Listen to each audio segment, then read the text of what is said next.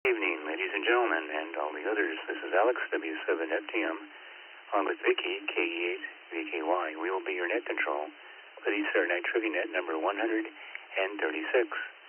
This is a direct-to-net, so all traffic should go through net control. Does anyone have any emergency or priority traffic they were holding until the start of the net? If so, please come now.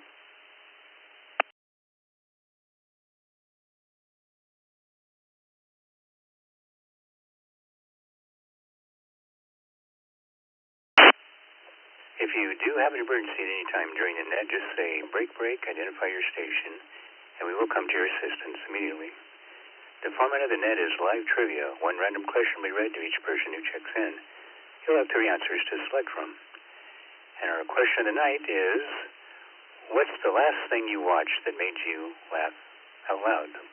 The last thing you watched or listened to that made you laugh out loud. And let's see, who do we have checked in tonight via the text and email lines? We have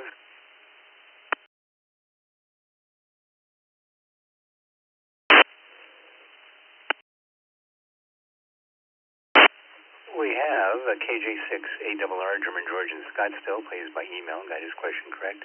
We have George in Kawagoe, Japan, JR2FJI. Little Al, Monterey, California, N6MOT. Mike in San Diego, KN6MIK. Dave in Portland, KK7HLD. N5ZUA, Steve in Houston, N7FGP, Scott in Jamestown, New York. VK2DY, Robert in Kelleridge, Australia. Oh, they're having a holiday over there this weekend, so he checked in and played via email. He got his question correct. Chris in Ancaster, Ontario. V3RWJ, Stephen in Easton, Pennsylvania. WB3ILA.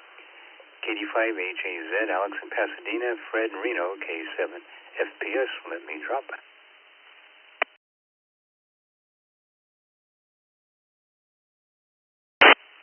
We have K8BYU, Roy in Blasdell, New York. K5MUX, Teresa, College Station, Texas. KL4RCS, Rich, Meadows Lakes, Alaska. KI7ZRI, Don in Kennewick, Washington. KN6JLW and KN6JLX, Stephanie and Larry, Elk Grove, California. Frank in Lancaster, New York. KC2JPQ. Dusty in Orlando is here tonight. KQ4OQN. Victoria in Phoenix, KK7AVK. Wes in Grants Pass, Oregon, KD6EIR. Bill in Dunville, Ontario, Canada, V3YBS. Chris in Hollywood, KQ4UPK. Darren, Portland, Oregon, looks like a new check-in, K9KDA, welcome to the net. And Brian in Monticello, Kentucky, AC4BR. Anyone else like to join us? Full call sign, phonetically twice, please. Kilo, Juliet 7, Romeo, Tango, Victor, Sierra, in and out, Wausau, Wisconsin. N9, Tango, Victor, Sierra. November Tango, 9 Alpha. November Tango, 9 Alpha. Patrick in Madison, Wisconsin. Evening, Alex. N5DRT, in and out. Whiskey 9, Delta Whiskey Hotel, Whiskey 9, Delta Whiskey Hotel.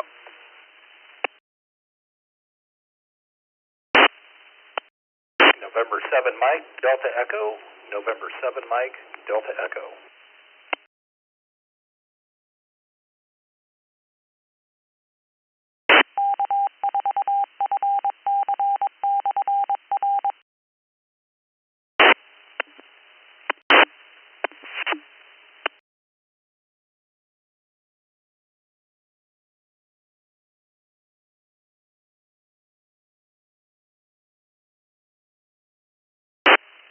Okay, we'll hold it up there. We have also picked up Ray and Cody Wayne.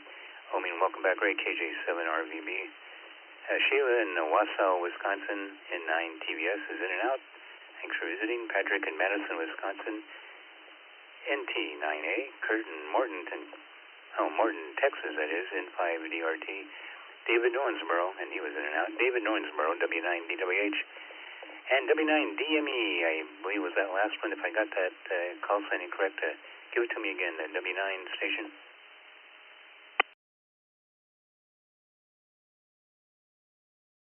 Yeah, that check-in was November 7, Mike, Delta Echo. November 7, Mike, Delta Echo. Zachary, Vancouver, Washington.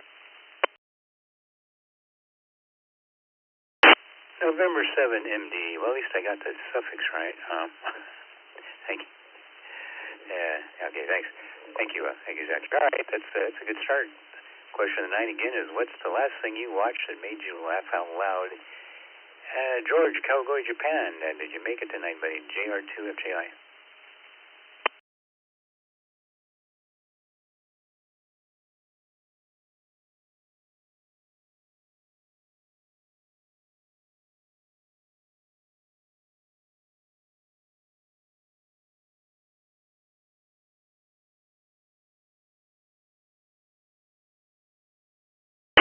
All right, he may be having trouble connecting, so we'll see if he comes in later. If not, we'll give him an in and out. Little Al in Monterey, California, N6, MOT. Good evening, Alex. I'm here, Little Al, N6 MOT. And the last thing I watched that made me laugh was an episode of Taxi. Okay, back to you.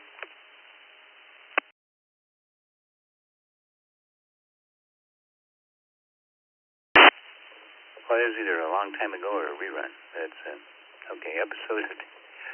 All right, your question is, okay, science. Which organ consumes the most energy in the body? The organ that consumes the most energy in the body, is that A, your heart, B, your brain, or C, your stomach at an all-you-can-eat buffet?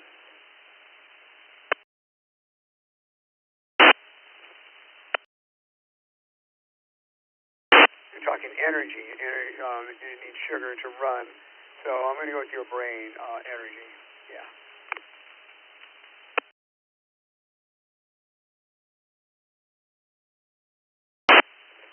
And your brain is correct. Yeah, it's your brain. A lot of people think it's the heart, but nope. The brain consumes the most energy in the body.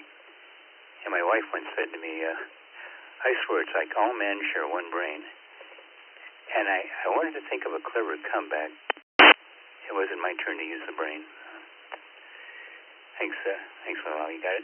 Mike in San Diego, KN6, MIK, welcome back. What's the last thing you watched that made you laugh out loud?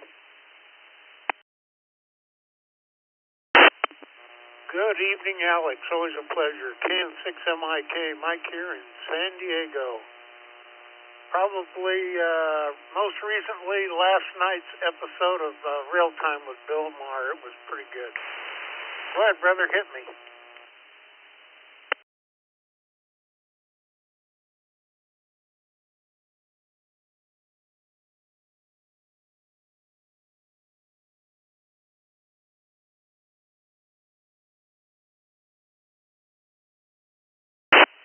Okay, here we are.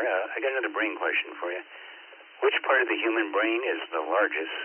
The largest, is that A, the cerebrum, B, the cerebellum, or C, the part that stores all of your passwords? Oh, let's go with B, Bravo.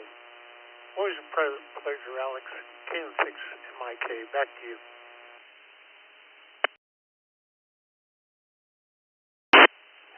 Well, the wrong C you got there. It's the cerebrum. It's the biggest part of the brain. Cerebellum's a little smaller, so yeah. One more brain joke. The stomach said to the brain, "I'm more clever than you are." "How so?" the brain inquired. The stomach replied, "I can tell when I'm empty. You can't." Thank you, Mike. Dave in Portland, KK7HLD. What's the last thing you watched that made you laugh out loud? Hi, this is KK7HLD. Can I be honest with you and say I read or listen to audiobooks a lot more than I actually watch, in which case it would be Fake It Till You Slay It, as in Santa's Sleigh, which was a audiobook I finished last night, I think. Back to you, and Thank you for all the awesome work you do, Vicky, keeping Alex in line. KK7HLD.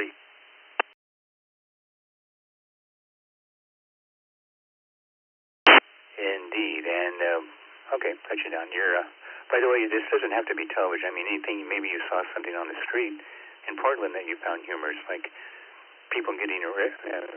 That's probably not that funny, unless it was done in a funny way. Your question is, okay, the Little Red Riding Hood fairy tale was originally a little different than the one read to children today.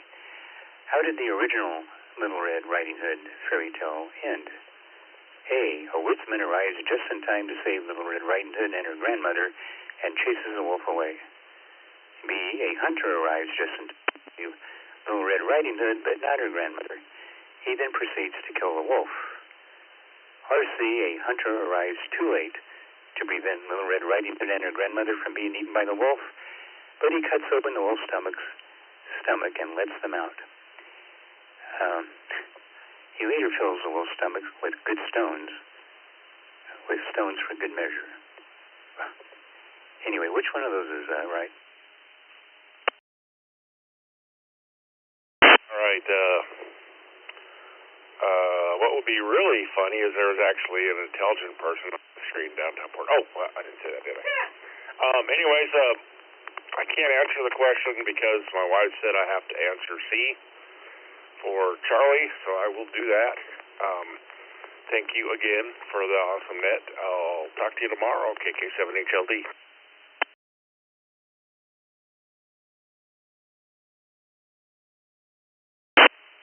And that is correct. The one I botched, C, is correct.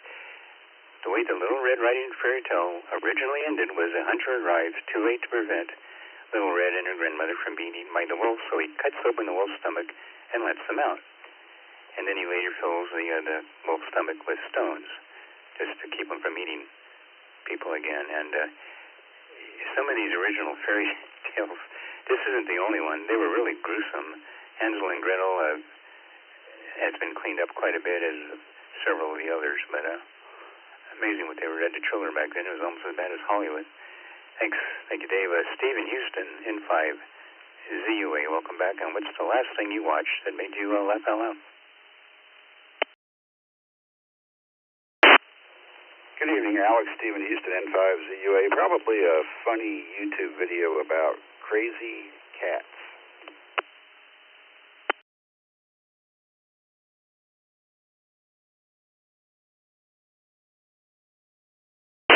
Crazy cat. I wonder if that must have took a lot of searching to find a video on YouTube about cats, so I'll have to see if I can find that one. Your question is, in 2010, the Kellogg Company was told by the FTC to quit making claims that their cereals could A, build a strong skull wave, B, boost children's immune systems, or C, turn children into their favorite superhero. What were they falsely promising, Steve?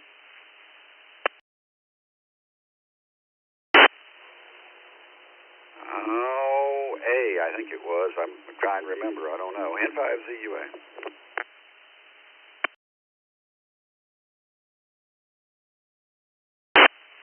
No, I think that was Wonder Bread that got in trouble for doing the Build Strong.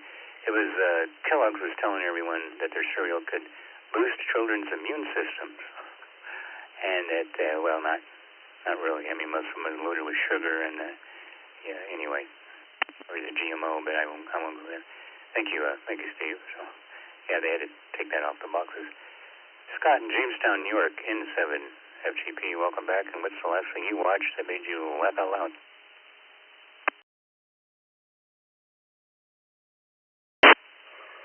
Good evening, Alex and Vicky. I was going to say cat videos, but no, I'm not going to do that now. But it would be a YouTube video, probably some sort of a pranking YouTube video. I'm not sure which one, but I usually watch a lot of those. All right, I'm ready for a question.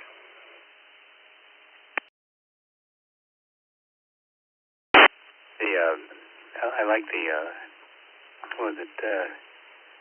Naked Gun. There was a takeoff one time in those prank videos. They were showing that. Anyway, I won't get in there. It's funny but gross. Your question is, what is the rarest naturally occurring blood type? The rarest naturally occurring blood type. Would that be A, AB negative, B, RH null, or C, blue?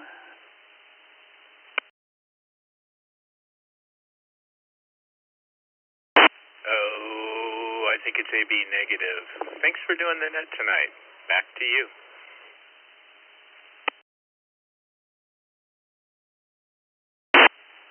Yeah, I don't think most people know this unless they worked in a medical lab, but it's actually a RH null. Yep, it's a real blood type. It's often referred to as golden blood. RH null lacks any RH antigens due to a genetic mutation, so it's the rarest blood type there is. So, thank you. Thank you, Scott. All right, this is W7FTM along with Vicky, K8VKY. You're listening to the Saturday Night Trivia Net on the East Coast Reflector, and we're going to Chris, Ancaster, Ontario, Canada, VE3, RWJ. Chris, what's the last thing you watched or heard that made you laugh out loud? Good evening, Alex. Let's see, that would be a series. It just left my mind. All right, I'm going to just go with the Jimmy Kimmel Show. I watch his monologue most nights, or most mornings if I've slept.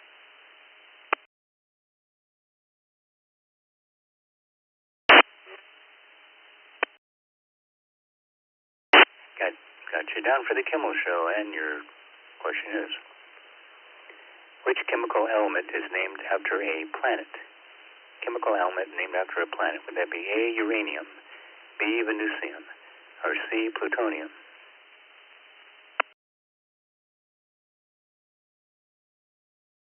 I'm going to guess C, plutonium. The show I was trying to think of was The Rehearsal. That's a Nathan Fielder show.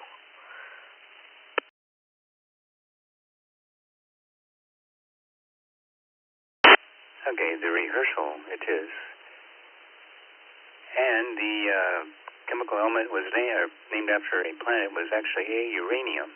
Uranium was named after Uranus, of course. Plutonium, believe it or not, I think was named after the Disney dog. Of course, they claim it's not a planet now, but we know better. Thank you, Chris. Steve in Easton, Pennsylvania, WB3ILA. What's the last thing you watched that made you laugh out loud?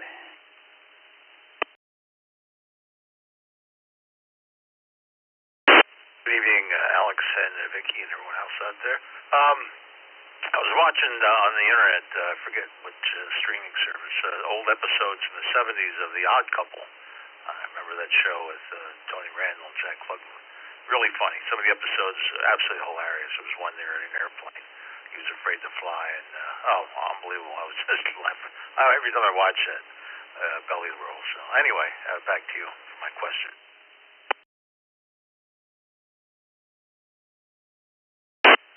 Yeah, those comedians had great chemistry together. That was probably one of the main reasons that showed worked, and the writing, of course. Yeah. All right, your question is,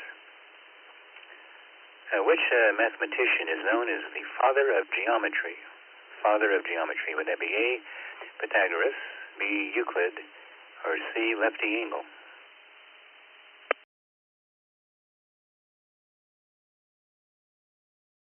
That's a tough one. Geometry, I don't know. What was that called? The Pythagorean theorem or something like that? I'm going to guess A, just because I remember that from somewhere in the back of my neurons there from my high school geometry. So I'll guess A. So this is WB3ILA.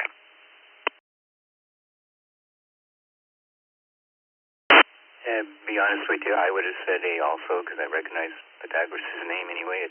It's Euclid, though, is the mathematician, is the father of geometry. I was going to make a geometry joke, but it sold because it was too plain. So back to square one. Thanks. Thank you, Stephen. Alex in Pasadena, KD5A and JZ. Welcome back, and what's the last thing you watched that made you laugh out loud? Good evening, Alex, Vicky, and everyone else on the net. I just recently rewatched Robin Williams' Weapons of Self-Destruction, I think was the name of the special, and that man definitely made me laugh out loud, even though I'd seen it years ago, watched it again, and still cracked up. Giant loss to the community in general, or comedic community in special. That man really had an incredible sense of humor.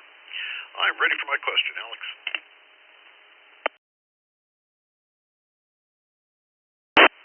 And his energy was up. Just, I enjoyed even the movies he made. He could do drama, he could do comedy. Yeah. All right, your question is, what is the only continent without native ants? Native ants. Is that A, the Arctic, B, the Antarctic, or C, Australia? He was funny. C, they have everything. So I gotta go with A. Have a great evening. Love this net as always, Alex. Great job. Thank you. KD5AJZ, back to net.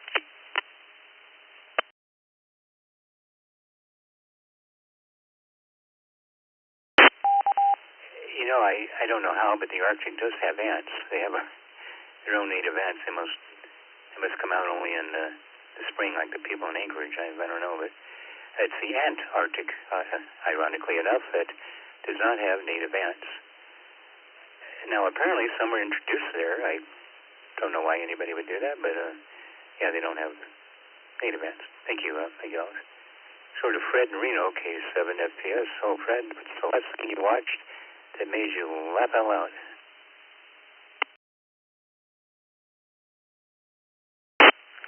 It happens most frequently. What people wear whenever they're going shopping, especially at Wally World. And that's what I choose, K7 FPS.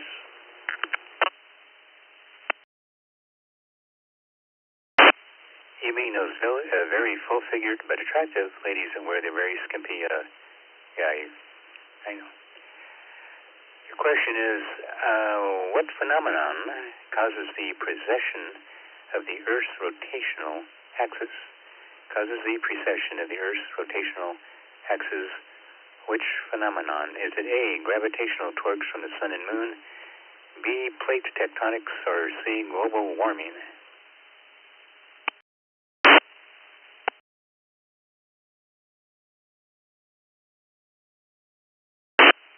I'm going to go with Alpha on that one, Alex, K7 FPS, and Jane doesn't want to play tonight.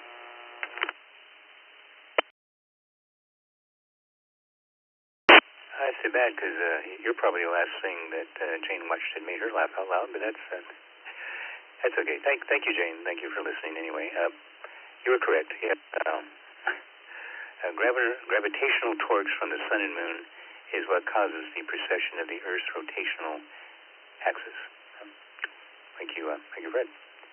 Roy in Blasdell, New York, K8 BYU. Welcome back. And what's the last thing you watched that made you laugh out loud?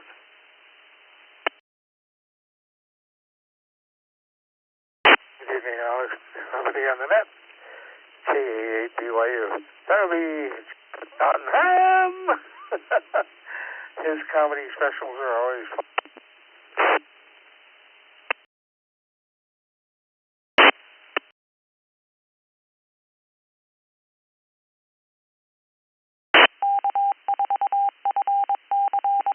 Yeah, that's right. I haven't seen that guy in a while. He got politically incorrect with something, and people started giving him a hard time about it. But yeah, comedy, you can't say anything these days without offending someone. All right, your question, Roy, is what is the approximate half-life of carbon-14? The half-life of carbon-14. I think everyone knows this. Is it A, 1,000 years? B, 5,730 years? Or C, when scientist Gordon Freeman eliminates all the head crabs, zombies, and vortigots from the Earth? What do you say, Roy?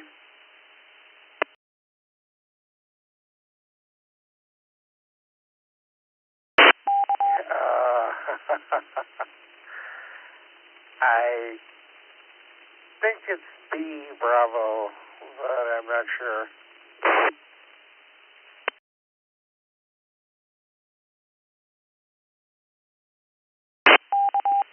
You're playing with this, Roy. You knew that all the time. It was, yes, 5,730 years is the half-life of carbon-14. And for those of you who like the computer game Half-Life, I'm sure you got the answer C. Thank you, Roy.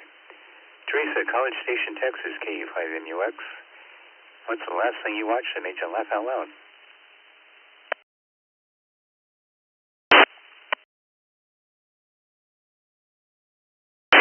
This is KE5MUX, and I would have to say probably my coworkers who were watching me, they thought I was playing with groceries until they got a better look and finally saw the baby carriage, or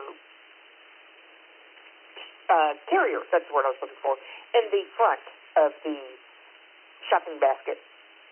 It was very funny to see them quite puzzled by my antics. What's my question? Hey, that's my main goal, is to puzzle people with antics in public, just to watch their reaction. Thank you, Teresa. Your question is, which Greek philosopher taught Alexander the Great? How's your ancient history? Was it A, Aristotle, B, Socrates, or C, Jimmy the Greek?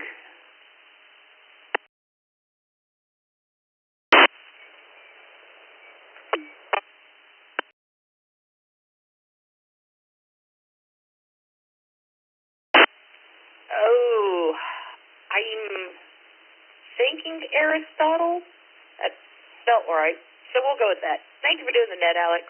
73 all KE5MUX.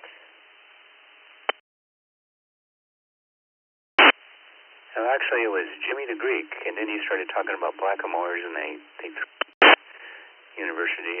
You're correct. It was Aristotle. Aristotle was taught Alexander the Great. Thank you, Teresa. You remember that, didn't you? Rich, Wasilla, Alaska, or Meadow Lakes, Alaska, as we better know it. KL4RCS. What's the last thing you watched that made you laugh out loud?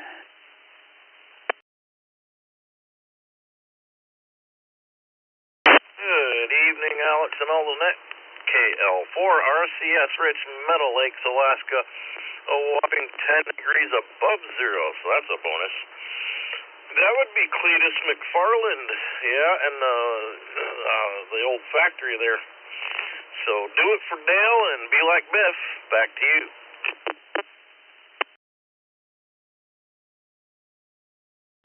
Yeah, I like Cletus, though. You know, he has his own style and philosophy. Your question is, all right, what does the Hubble constant describe? A, the universe's age, B, the rate of cosmic expansion, or C, the name of a punk band in Hull, England.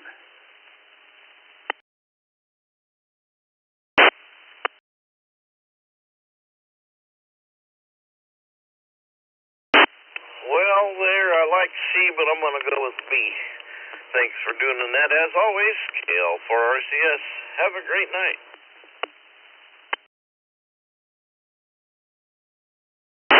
Of course, as all you scientific-minded people know, the Hubble constant describes, you're correct, B, the rate of cosmic expansion, because he's the one that discovered that everything's kind of moving. Edwin Hubble, that the universe is all flying out like a bat out of hell from better not get too descriptive. Thank you, Rich. It's W7FTM in Scottsdale, Arizona, going next to Don in Kennewick, Washington. KI7ZRI, what's the last thing you watched that made you laugh out loud? Well, hey there, Alex, and everyone on that KI7ZRI. That would be Beavis and Butthead. Those guys are pretty cool, and they really crack me up.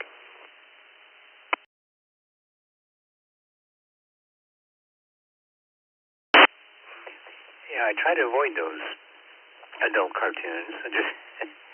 But I will admit, Family Guy, some of the flashback scenes when they're poking fun at sponsors and advertisers and people I used to work with are just hilarious.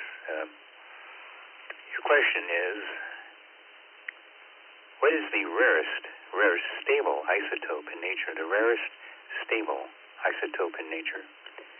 Is it A, tantalum 180M, 180M, B, uranium 238, or C, unicornium 123? Let's go with Bravo there, Alex.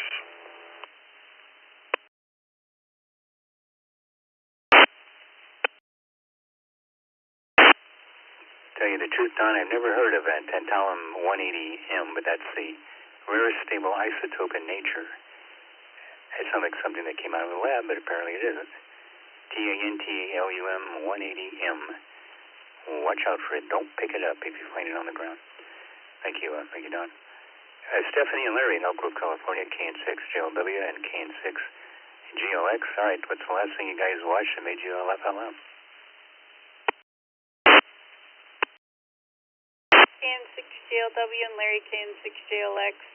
I think the last thing besides, TikTok, Donald Trump stuff that's funny, is a Korean movie on Netflix called Dream about a homeless international soccer league and the team they put together. Go ahead.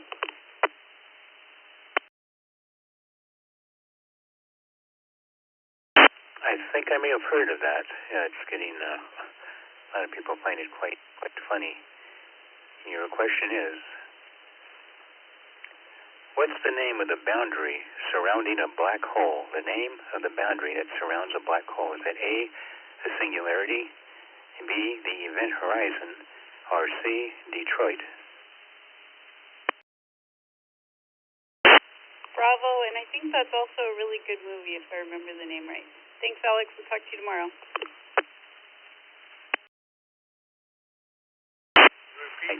Thank you, Stephanie. And yeah, you're correct.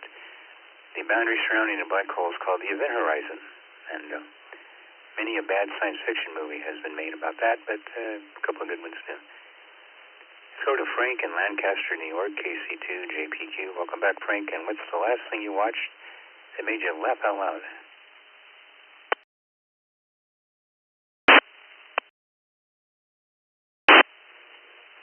Good evening, Alex and Vicky and everybody on the net.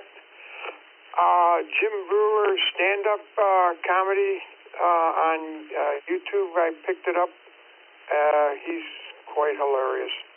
And I'm ready for my question. Back to you, Alex, KC2JPQ.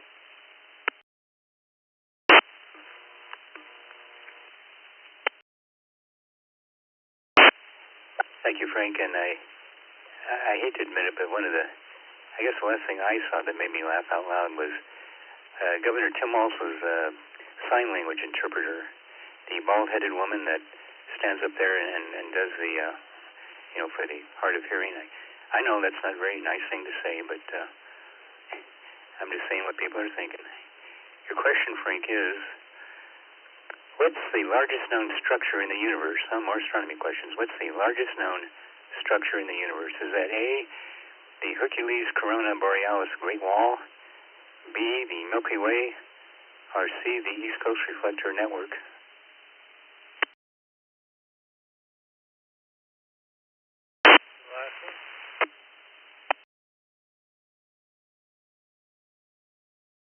Yeah, I'm going to go with A Alpha, Alex, and have a great week, and I'll talk to you next week.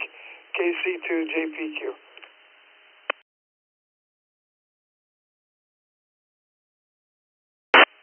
Thank you. Frank, you know your astronomy. Yes, it's the Hercules Corona Borealis Great Wall. It's the largest known structure in the universe. It's a supercluster of over 94,000 galaxies. It stretches for 10 billion light years and makes up 10% of the observable universe. Should be an easy target for a telescope. Thank you. Thank you, Frank. Dusty in Orlando, KQ4OQN. What's the last thing you watched that made you laugh out loud?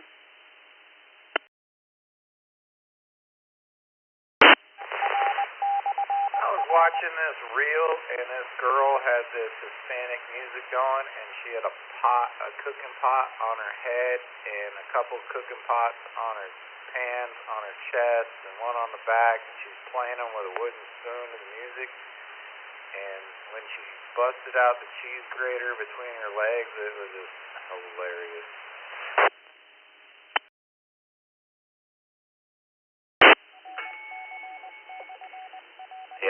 Yep, I can see that.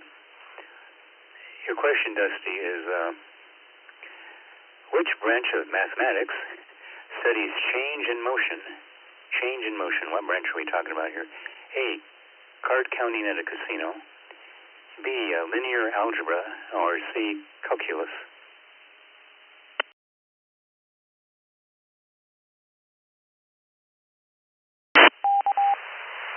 Oh gosh. Asking questions to the uneducated man. I'm gonna go with Bravo.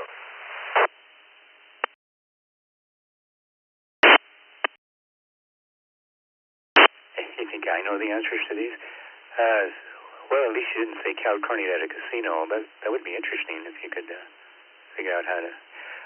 Calculus. Yeah, it's calculus is the branch of mathematics that studies change in motion. Thank you, Dusty. I'm just calling them in order as they come up. So we'll look at the draw. And next up we have Victoria in Phoenix, KK780K. Welcome back. And what's the last thing you watched that made you laugh out loud?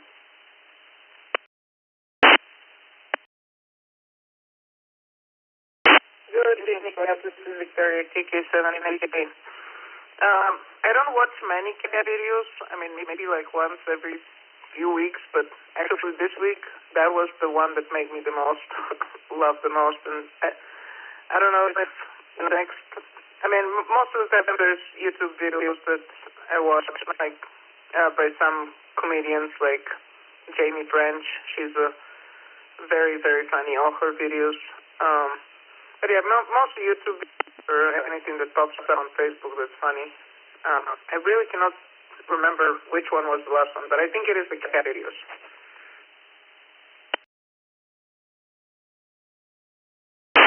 Yeah, well, at least there's no shortage. And there's some really funny things on X, too, that just follow the range from A to Z. And you don't have to wait for a commercial normally on X. So I have a few of them linked on my Cures Ed page. But your question is, what was the primary purpose of Stonehenge according to prevailing theories? Was it A, a defensive structure, B, an astronomical observatory, or C, a tourist trap? I believe the answer is Bravo, from what I've read. Hopefully that's the right answer. Thanks, Alex. And I did see also something very funny on X, which I'll send you through email, just for you to laugh as well. Have a great evening. KK780K, back to net. Thank you, Victoria, because I enjoy those too. And you're correct, yeah. Stonehenge, according to the prevailing theory, was an astronomical observatory.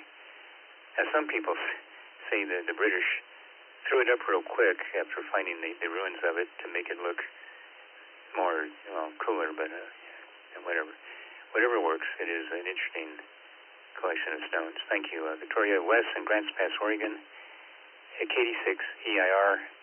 What's the last thing you watched that made you laugh out loud? That drunk in the front table there when you played?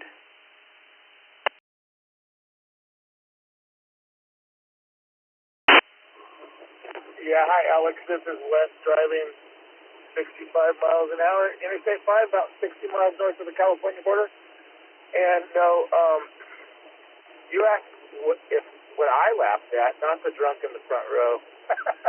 But I think probably, I don't laugh at much anymore, but I subscribe to Daily Wire, and there's a commentator guy on there named Andrew Clavin. He's like a novelist. Anyway, he does a satire once a week on Fridays, and it's funny. It is really funny. That's kind of a lost art, is the art of satire, and he does it. Anyway, back to you, Alex.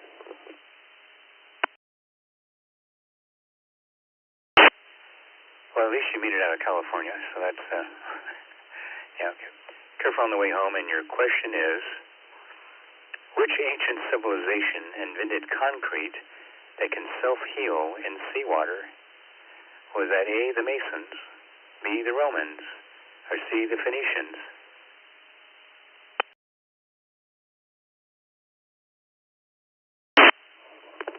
Well, you always try to catch me here.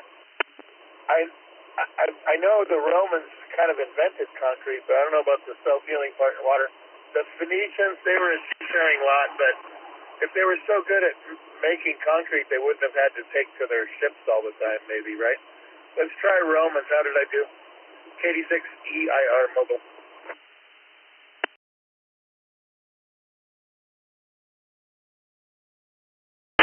Logically and come up with the right answer. So yeah, it's the Romans. It was the Romans. They invented concrete, and they also invented the concrete that can self-heal in seawater. And yes, they did bring civilization to a great part of the world, despite being the conquerors they were. And the countries that they occupied got protection from other enemies and sewage systems, all the modern conveniences that the Romans brought with them. So yeah. Good and bad. Thank you. Bill in Dunham, Ontario, Canada. Dunville, Ontario, Canada. V3YBS. Welcome back, Bill. And what's the last thing you watched that made you laugh out loud? Well, good evening, Alex. And the last thing I watched was the season finale of Landman. And Billy Bob Thornton has some pretty good one-liners in there that make me laugh, especially when he's talking to his father, who's played by Sam Elliott, and they're talking about some of the activities that go on in the swimming pool. I won't go any further, and I really can't quote any of the lines from that show. So I'm ready for my question. Yeah, any show or series that puts Sam Elliott and Billy Bob Thornton together is worth watching. I've been following those two for a long time, and great that they have a show together, and I recommend it. I didn't care for Yellowstone that much because it had very anti-American or anti-certain folk tone to it, but the Landman, on the other hand, hilarious. All right, your question, Bill, is, now you're in Canada, so you're probably educated. What mathematical constant is known as the Euler-Mascheroni constant? The Euler-Mascheroni constant. Now everyone knows this. Is it A, gamma, B, pi, or C, that weird one nobody remembers on their college exams, including me? What do you say, Bill? Well, your first mistake is thinking that I was educated enough to answer this question. So I'm going to take a wild guess, A for alpha, and that's my final answer, Alex.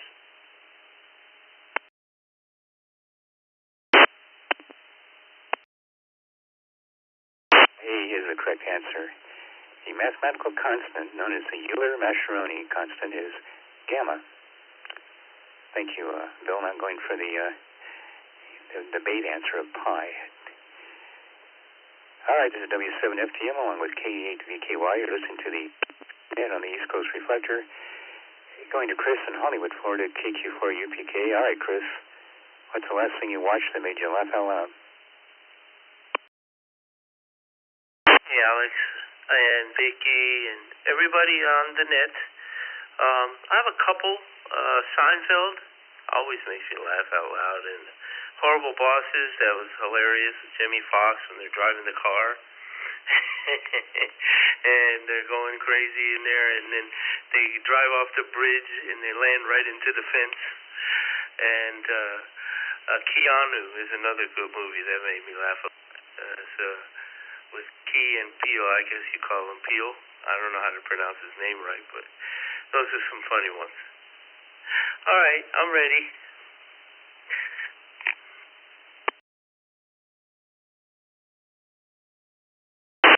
All right, Chris. Yeah, they ended that show.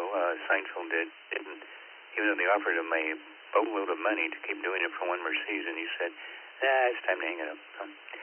Your question is, which novel introduced the word robot? Yeah, which novel introduced the word robot to our vernacular? Was that A, the IKEA assembly manual. B, 1984, or C, RUR.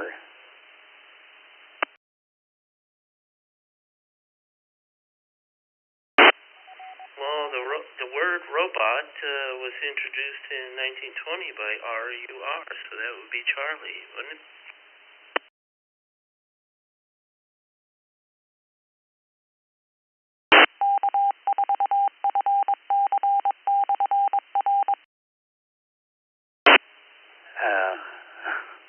Thought I'd get you with this one. No, you're right. Again, it's RUR. That was the first novel. Introduced the word robot. It's a 1920 science fiction play by the Czech writer Karel Čapek. That's the Czechoslovakian kind of Czech writer, not the kind of Czech writer like my wife, but the Czech. Well, you know. And you're correct. Thank you, Chris. I'm going to get him someday. Daryl in Portland, Oregon, K9KDA. Welcome to the Trivia Net. And what's the last thing you watched that made you laugh out loud? Thank you, Alex and Net. It's Saturday night, it's movie night, and we just watched Mamma Mia, the 2008 Mamma Mia version. A wonderful musical, and Meryl Streep is fabulous.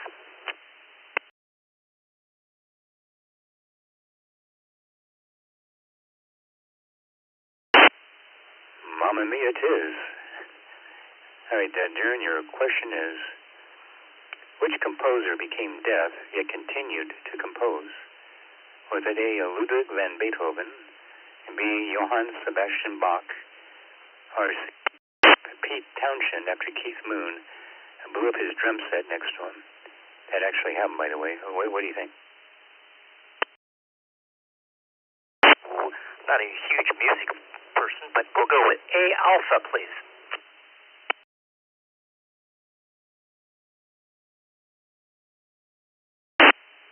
The man wrote the Ninth Symphony while he was deaf, and those of you who think classic music will just put you to sleep and is boring, listen to the opening movement of that. At least this first movement.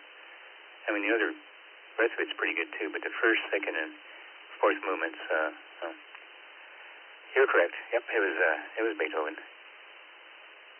Thank you, Darren. Brian over in Monticello, Kentucky, AC4BR. Welcome back to you. And what's the last thing you watched that made you laugh out loud?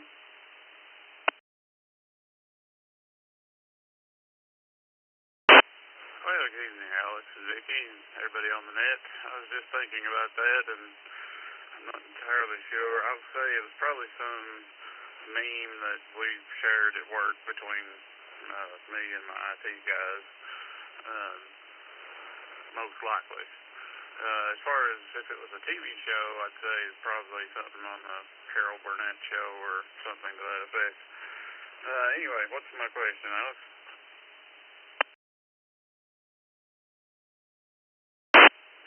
I work for a compounding pharmacy, and I brought in that cartoon by Gahan Wilson. I think it was from Playboy, or maybe way back when.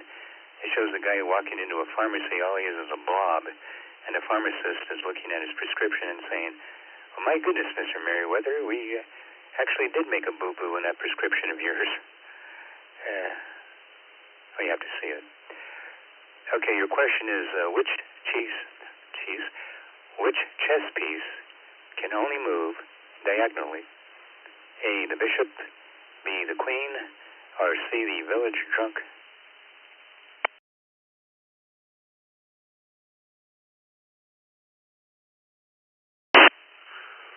Well, let's see. I'm trying to remember my chess. I never was good at chess, but I played it some, so and I think the castle is called the rook, so I'll go bishop, because the queen can move any direction as far as she wants, as long as she doesn't change direction again. And I appreciate the Half-Life joke. I played a lot of it in Half-Life 2 back in my college and early IT days. Anyway, back to you, Alex. This AC4B.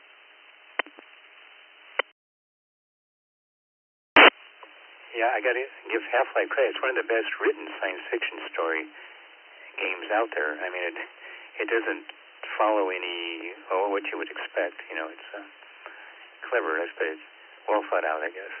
And you're correct, it is the bishop, and the bishop is the piece. It can only move diagonally in chess. Now, my cousin is a chess, but my family never invites him to Thanksgiving dinner. It takes him 2 hours just to pass the salt. Nope. Thank you. Ray, Cody, Wyoming, KJ7RVB. What's the last thing you watched that made you laugh out loud?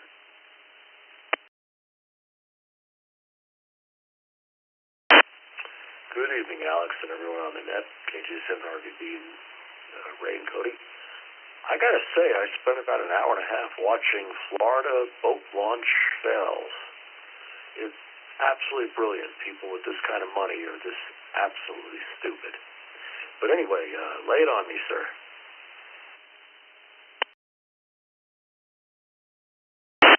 Yeah, sometimes too it can be funny, so it depends on how it's done. Your question, Ray, is what phenomenon causes the apparent bending of light near massive objects? What do they call it?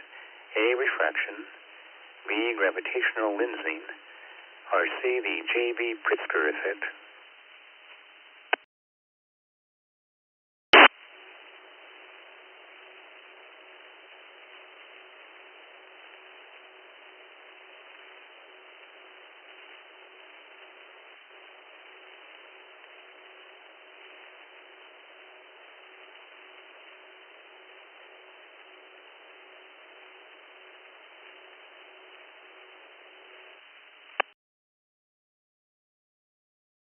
Yeah, I don't know what went on there. I want to say B, Bravo, because A is, I think, only in liquids. Kilo Juliet 7, Romeo Victor Bravo.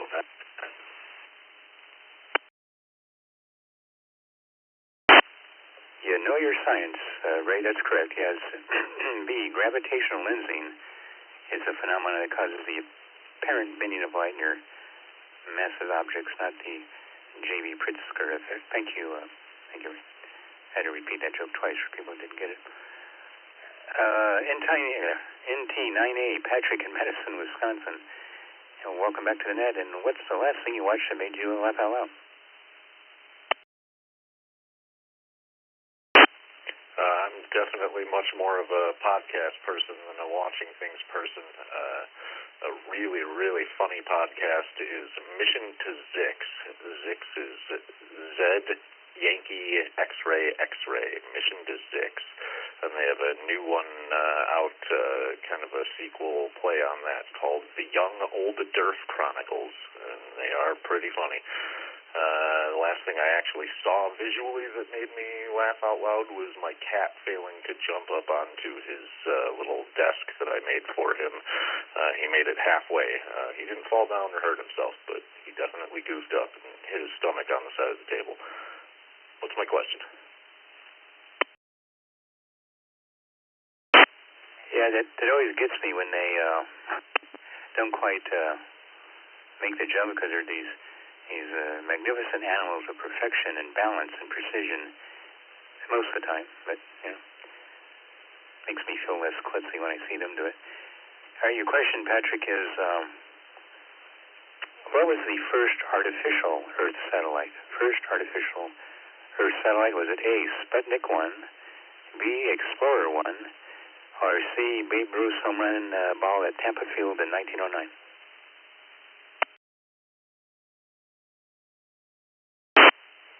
It was Sputnik 1, and fun fact, Sputnik is the Russian word for satellite.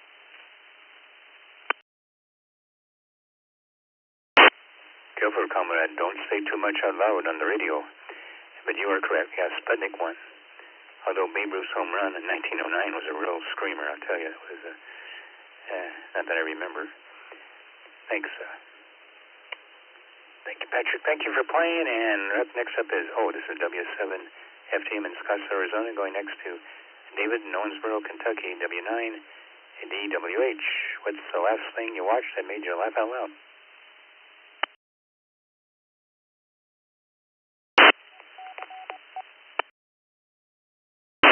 Good evening, Alex, and everyone on the net.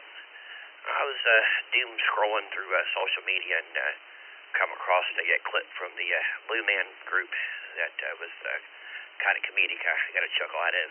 Go ahead.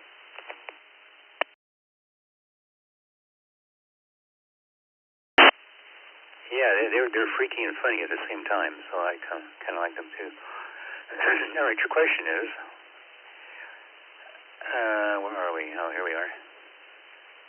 What branch of mathematics studies topological properties preserved under deformation?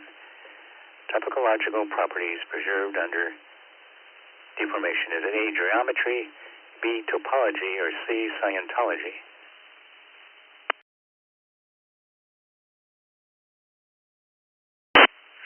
I'm lucky I could do general math.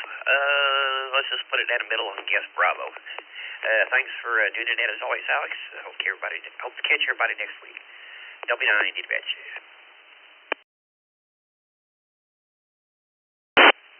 Yep, this time the one that makes sense is actually correct. Yeah, it's topology. Topology is what is the branch of mathematics that studies topological properties preserved under deformation.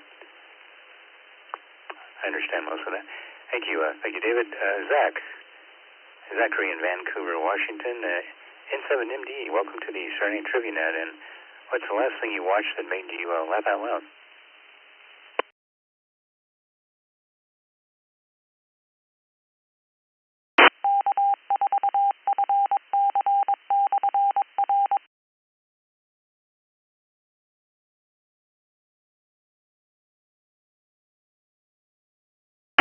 N7MDE or any call sign that's close to that. Come out, please.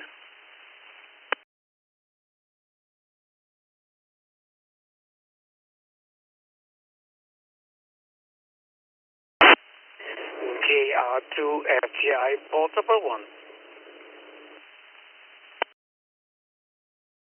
Now that call sign is real close to N7MDE, so hang on a second, George. I'll give Zach another try, then I'll get back to you. N7MDE.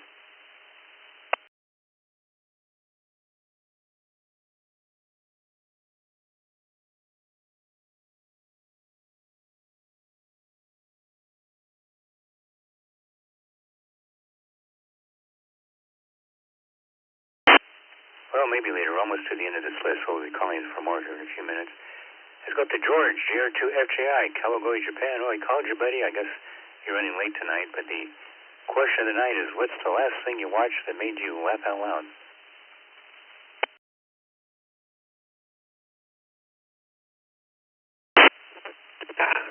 Howdy here, Alex. I'm just out in the mountains, flying my drone a little bit and having some country food, talking to some old people. It's always quite interesting out here. Well, I guess it's the German news and the American news.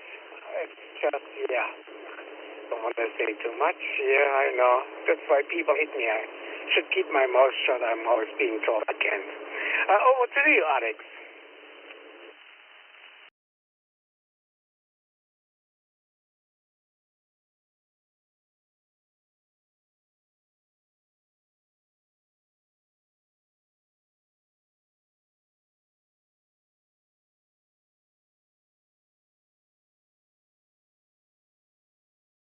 Habeas corpus, does it mean A, you shall have the body, B, produce the evidence, or C, in God we trust? What does habeas corpus mean?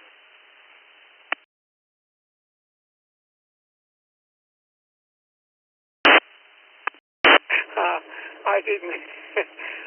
My attention went out to the road here. Well, I don't know. I didn't hear. But for the fun, let's go with vitamin C. Why not? GR2FGI Porto 1. I think I took the road here out in the mountains. So back to you.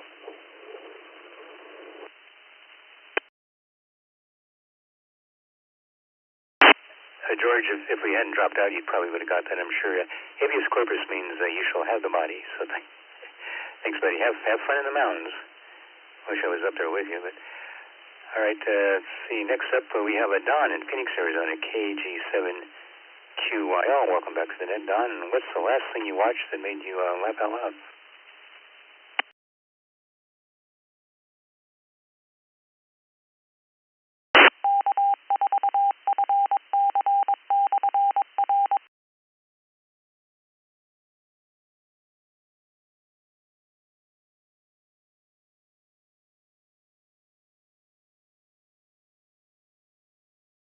I think he's a long way from the repeater, and that's get in. He might be having trouble hitting it. We'll try him again. Don in Phoenix, KG7QYL.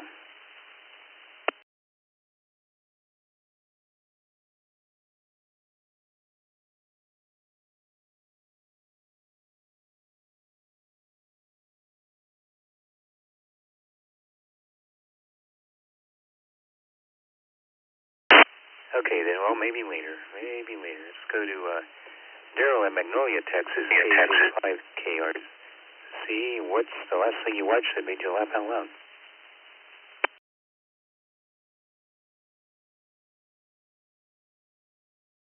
Evening, Alex. Probably a episode of Everybody Loves Raymond. There's one with the suitcase sits in the hallway forever. And I'm ready for my question.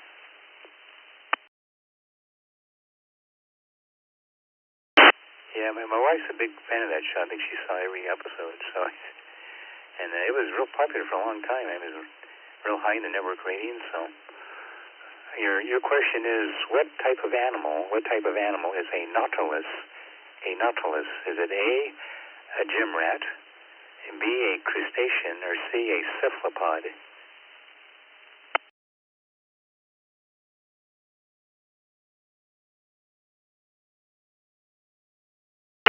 No, for sure. I'm going to go with A, Alex. Thanks for doing the net.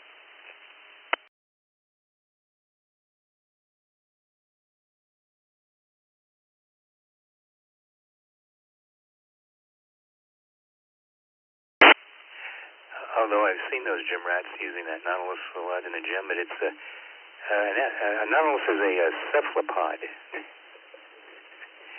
Yeah, I would have guessed crustacean because I thought it was some kind of like conch or something. But thank you, Daryl. Appreciate you playing, buddy.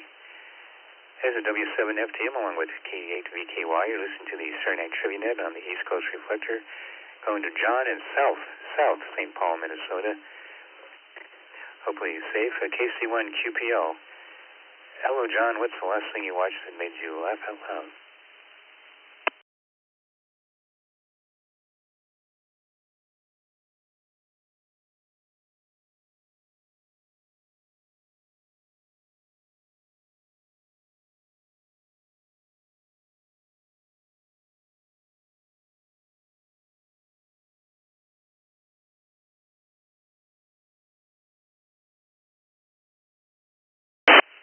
Sorry about the delay there, Alex. I was away from the microphone. You caught me off guard.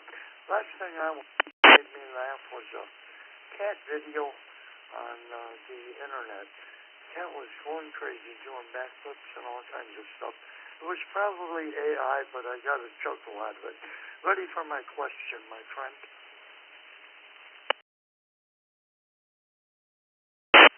Hey, no problem, John. I knew you'd be here eventually. Your question is, a large portion of the avocados that are purchased in the U.S. Were grown by A, Mexican drug cartels, B, farmers in California, or genetic modification labs. Who gives us a lot of those avocados?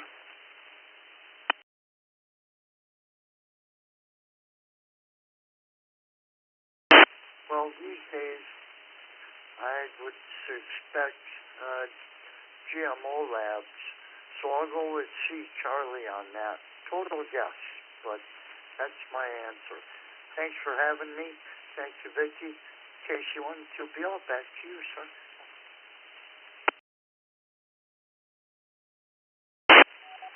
You know, John, I don't know. I think a lot of avocados grown are GMO now. Come to think of it, I might have to give you that one. But we're looking for Mexican drug cartels that grow avocados now. After trade restrictions were lifted in the 1990s, many of the drug cartels branched out into the lucrative avocado market. You know, those yuppies in California have to have the avocados. So some of those drug boats were blowing up, maybe just hauling avocados. That's fine with me. Thanks, thank you, John. Timothy in Tillamook, Oregon, KK7NXV. What's the last thing you watched that made you laugh out loud?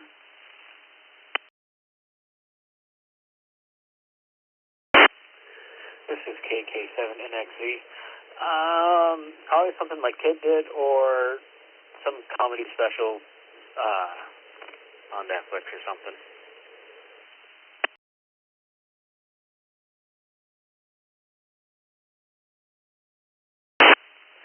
Well, if they bring back Rocky and Bullwinkle, I would laugh too. Even at the reruns. Your question is, what was the primary writing material used in ancient Mesopotamia? It's kind of hard tonight, aren't they? What was the primary writing material used in ancient Mesopotamia? Was it A, stone, iPads, iPad 0001, B, papyrus, or C, clay tablets?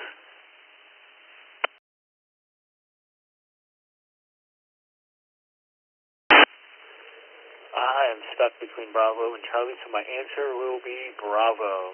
KK7NXV, back to net, 73.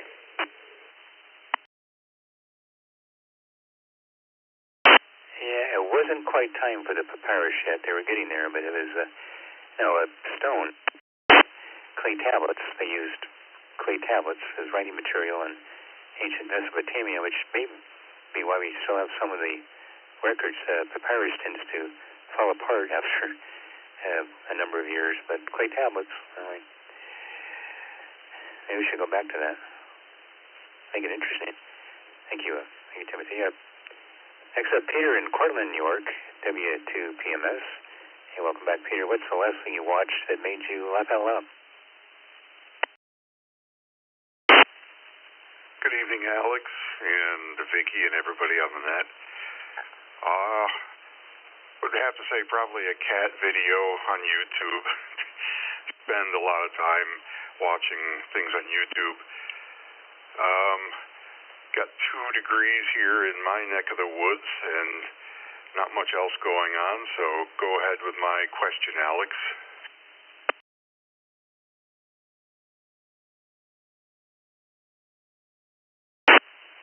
Degrees. Boy, at 2 degrees Fahrenheit or centigrade probably doesn't matter. See, what do we got here? Oh, God, it's cold out. It's only 55. Well, Phoenix, that storm that came through here that's getting to you guys right now, it's a smattering of rain where we are, a little bit of snow in Flagstaff, and once it hit the plains, of course it picked up because of the cold front coming down from Canada, and now you got... I always wanted to be a weatherman. I just couldn't handle the math. Your question is, who said, instead of getting married again, I'm going to find a woman I don't like and just give her a house? Saves time. Was that A, Johnny Carson, B, Rod Stewart, or C, Dorothy from The Wizard of Oz? Get it?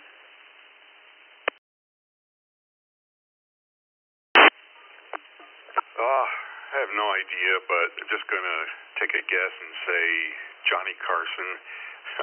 I don't know. W2PMS, back to net.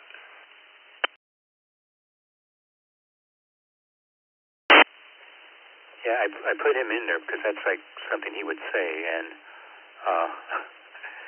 all his wives are named Joanne or Joanna or something. It's kind of weird. It's Rod Stewart that said that. Yeah, Rod Stewart said it. Instead of getting married again, I'm just going to find a woman I don't like and give her a house. So the man had a sense of humor. Thank you. Thank you, Peter. And finally, we have Jason, Phila, Pennsylvania, KE0MXN. Welcome to the Saturday Night Trivia Net. I see you're new here. What's the last thing you watched that made you laugh out loud?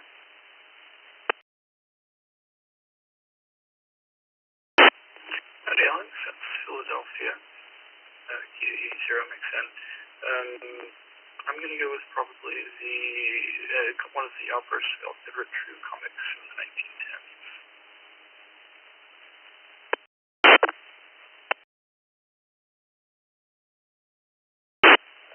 Philadelphia is short for, hey, don't ask me, I live in the west side of town. Country, thank you for that. And your question is,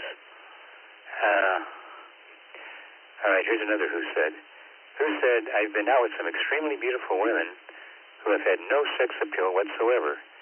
It really is more than skin deep. Was it A, King Henry VIII, B, Rod Stewart, or C, Hunter Biden?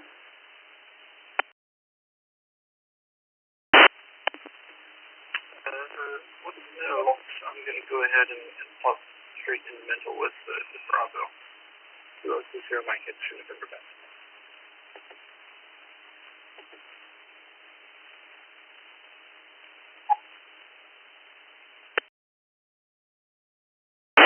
And yes, once again, the answer is Rod Stewart. So the man was a comedian and philosopher, as well as a rock star. So how about that?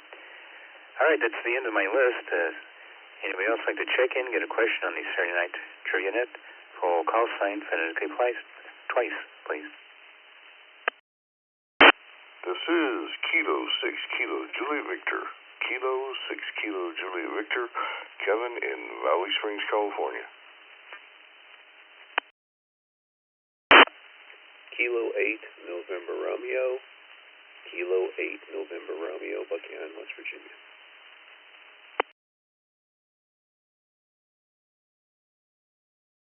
November 5, Golf Lima Oscar. November 5, Golf Lima Oscar. N5 GLO Bill in Oakhurst, Texas.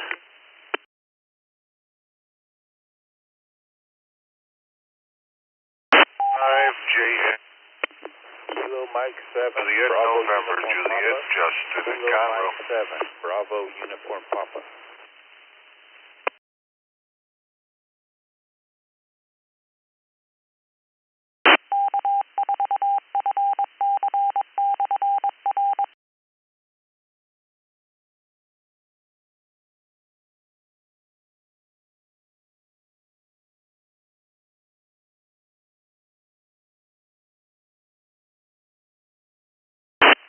Okay, hold on there. Let us catch up.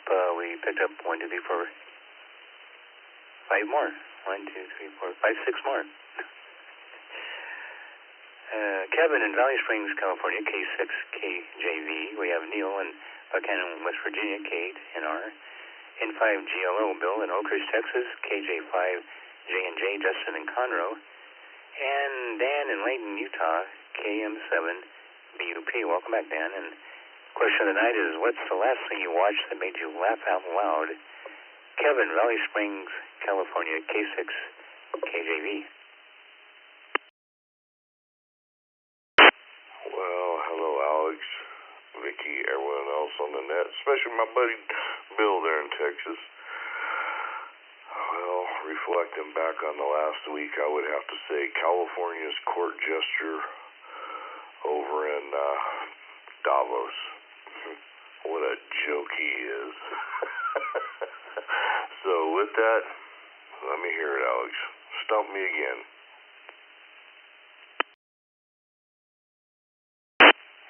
Yes, we find him very entertaining over here in Arizona also. Of course, I'm sure some of our people are to you over there too. Your question, Kevin, is, well, Kevin, you're familiar with the Holy Land and parts there near. Which country was formerly called Abyssinia? I know it sounds like a question out of Monty Python and the Holy Grail, but which country was formerly called Abyssinia? Was it A, Ethiopia, B, Eritrea, or C, Jumanji?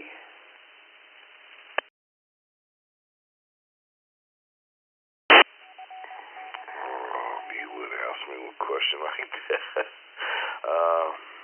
I'm going to say, I don't believe it was Ethiopia because that was mentioned in the Bible, so I'm going to say Bravo there. I can't pronounce it. So with that, God bless 73 and Maranatha, everyone. Back to you there, Alex.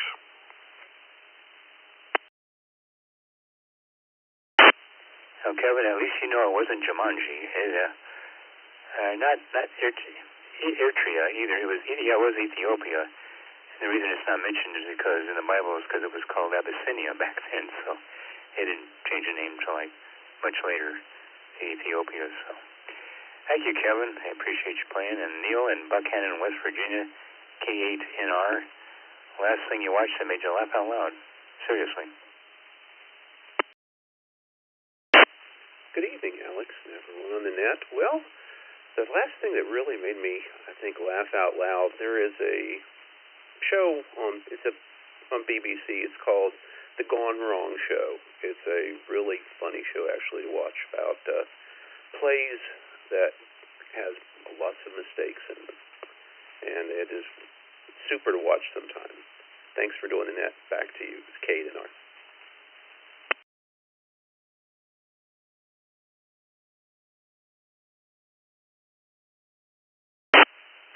It sounds like it would be interesting. I'm going to have to check that one out. Your question, Neil, is which metal has the highest electrical conductivity at room temperature? Room temperature metal, highest electrical conductivity. Would it be A, copper, B, silver, or C, AC/DC's Highway to Hell?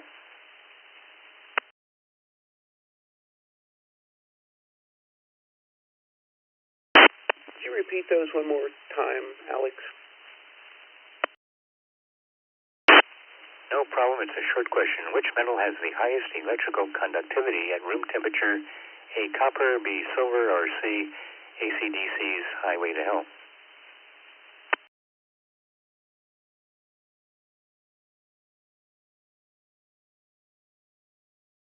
I'm going to say copper. I think that would probably be the best conductor. Back to you, Alex. Miss Kate and I.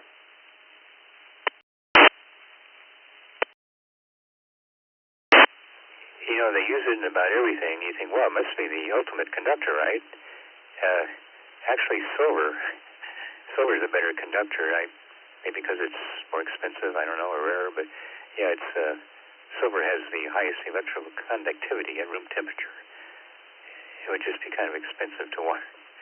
Of course, copper, the last I saw, my little pound of copper I have is actually worth something now. I could probably buy a pack of cigarettes with it. Thanks, Neil. Bill in Oakhurst, Texas, N5GLO. What was the last thing you watched that made you laugh out loud?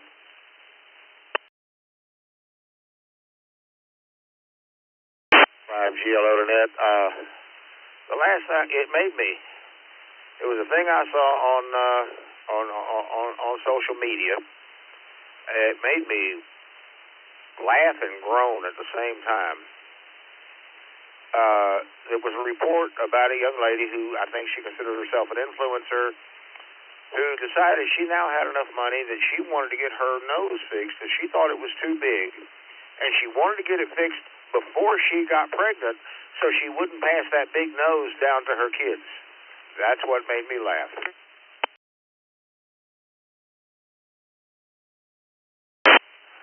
Well, Bill, that makes sense to me. Why would you want to pass that nose? Oh, Lord. I would quote Ron White, but it probably wouldn't be appropriate. So, okay, your question is, which gas is most responsible for the alleged greenhouse effect on Earth? What gas are they talking about for the greenhouse effect? Is it A, water vapor, B, methane, or C, hot air from politicians?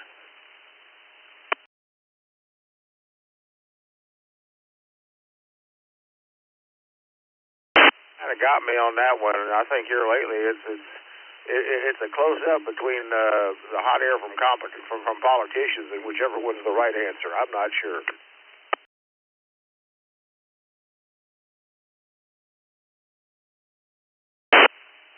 Well, we'll take hot air from politicians. And the gas we're looking for, though, is water vapor. That's the gas most responsible for the alleged greenhouse effect on Earth. Yeah, not methane. That's causes other things, but water vapor. Thank you, Bill. I appreciate you playing along. Conroe, Texas, KJ5, JNJ. What's the last thing you watched that made you laugh out loud?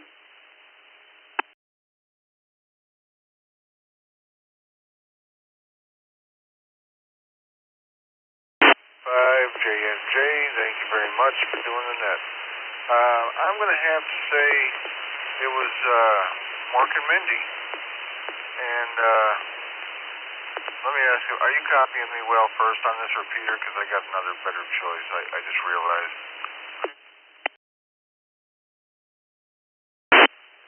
Well, you have a little bit of pass noise, but it's not enough to cause a problem. So yeah, I would stick here instead of take the chance on jumping. And really, you haven't laughed since Mark and Mindy? No.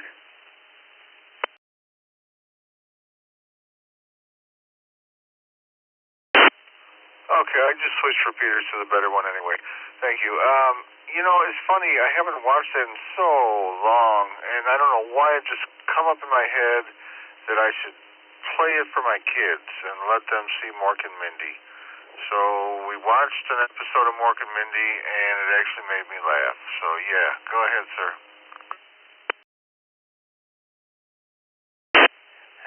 No problem. Yeah, it was a pretty funny show. Sometimes my wife makes me laugh pretty good. The other day, it was kind of sad, but one of the doves in our front yard, I got a bird bath. Sometimes I feed them. Have all these mourning doves, and occasionally a sparrowhawk or a kestrel will come along and, well, do what they're supposed to do. They're actually a falcon, not a hawk. They eat other birds. And it caught the dove, beautiful, magnificent sparrowhawk, a male, just had the blue head and everything, just looked gorgeous, came down and grabbed this dove while my wife, and it hit our window and made us look out, and he was, well, enjoying his meal. My wife got upset, and I tried to tell her, honey, the hawk has to, or the falcon has to eat too, and she was mad at me for the day because I wasn't sympathetic to birds. Your question is, what is the primary component of natural gas? A, propane, B, methane, or C, butane?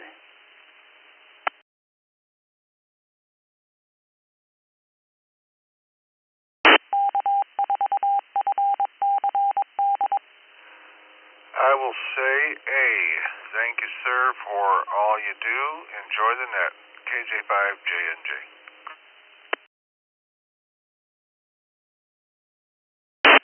And thank you for playing, Justin. The correct answer, though, is methane is the primary component of natural gas. Methane, and they add the sulfur smell to it so they can play those dumb commercials on the radio with the two idiot kids that, is that a snake? I hear hissing. Well, maybe you don't have those in your part of the country, but thank you, Justin. At W7 FTM in Scottsdale, Arizona, going next to Dan in Layton, Utah, KM UP. What's the last thing you watched that made you laugh out loud?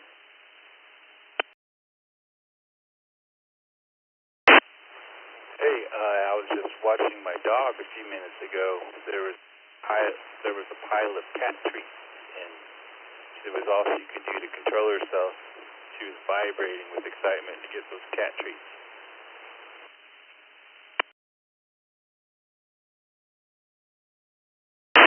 Yep, that'll do it. I have a cat that goes nuts for the laser toy, and the others seem to be immune to it, but this one gets excited, makes the bird sound, and jumps and follows it with her head. It's quite amusing. Probably cruel, but quite amusing. Your question is, 90% of all U.S. currency contains trace amounts of this substance. A, E. coli, B, cocaine, or C, Elon Musk's DNA.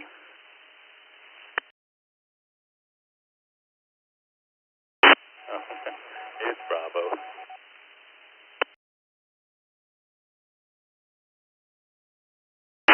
You see, he has so much money that he likes to roll in it, and but you're right, it's probably cocaine. Still, to this day, I guess it sticks on there a long time. But thank you, Dan. Lynn, finally up. Lynn in Sylvania, Ohio, KF8 EJA. Welcome back. And the question tonight is, what's the last thing that you watched made you laugh out loud? Good evening, Alex. While I was waiting for the 11 o'clock news to come on, I was playing the NBA postgame show with no sound, and they showed a bunch of fake some real and some fake billboards, I think they were, of the various panel people from the NBA postgame show, and there was a couple of funny ones. By the way, Charles Barkley has lost some major LBs. Anyways, KF8EJA, back to you for the question, Alex.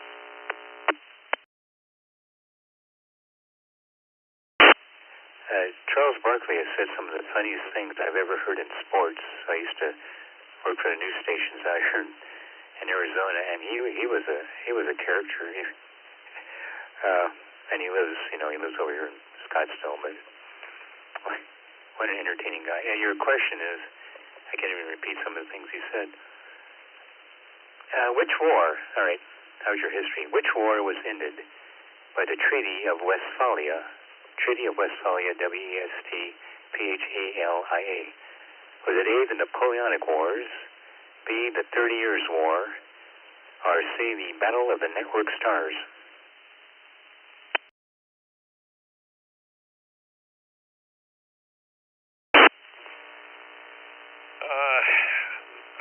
I'm gonna guess. I don't really, but I'm gonna go with Alpha, the Napoleonic Wars. Back to you, Alex. KF8EJA.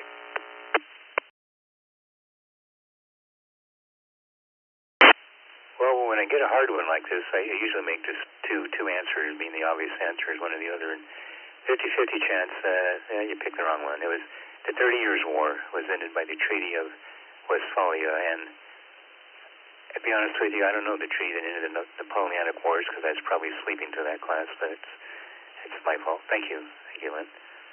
All right, this is W7FT along with K8VKY. You're listening to the Saturday Night Trivia Net on the East Coast Reflector, taking more check-ins. Full call sign phonetically twice, please. KD2, KSI, Kilo Delta 2, Kilo Sierra India, Christian in Manalapan, New Jersey.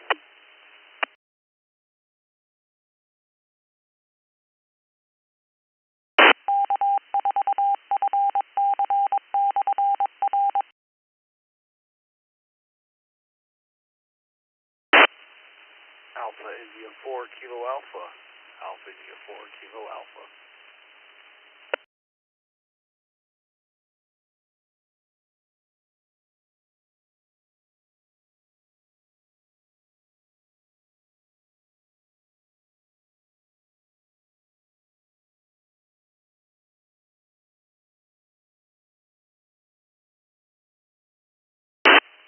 And we picked up two more there. We have Christian and New Jersey. We have Chuck in Tallahassee, Florida, AA 4KA, and Christian KD2 KSI, and you'll have to remind me again how to pronounce the name of your town, Christian. You're up first, KD2 KSI. What's the last thing you watched that made you laugh out loud? I did just because I always get a kick out of people trying to pronounce the name of my town. It's pretty funny. It's almost as funny as listening to people try to pronounce my last name. It's actually pronounced Manalapan. I think the last thing that I watched was probably Ricky Gervais' stand-up special on Netflix. Yeah, he is good. He is really good. I enjoy Ricky Gervais. And I don't even mind the British opinions that he comes up with. So, okay, Manalapan, got it. I'll try to remember that next time.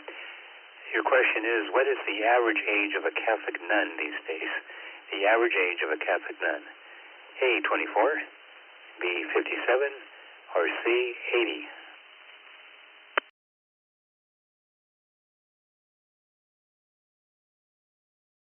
Oh, geez. I went to Catholic school, so they were they were all pretty old, but I'm probably gonna lean towards Bravo on that one.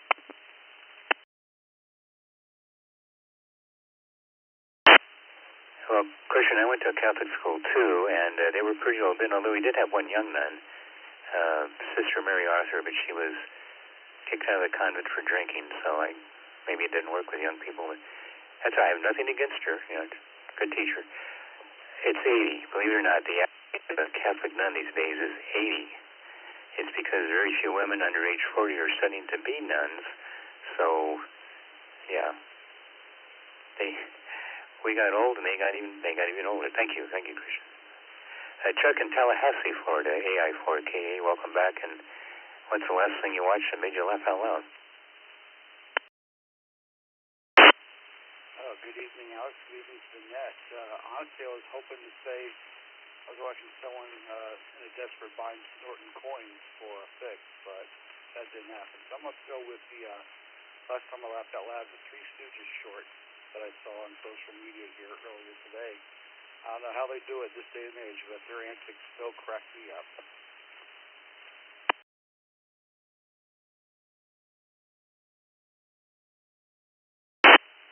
Yeah, well, if there weren't good social media comedy, there probably wouldn't be that popular. And even though they go back a ways, you know that Curly, as they call him, and I can't think of the actor's name right now. It wasn't Larry Fine, that was the other guy. Was an animal lover, and he spent most of his Three Stooges' fortune on caring for stray dogs. And, your question is, it's a trivia net, I'm allowed. The list of weapons that are not allowed in federal facilities includes A, hairspray, B, slingshots, or C, a sharp wit. What can you go into a federal facility with?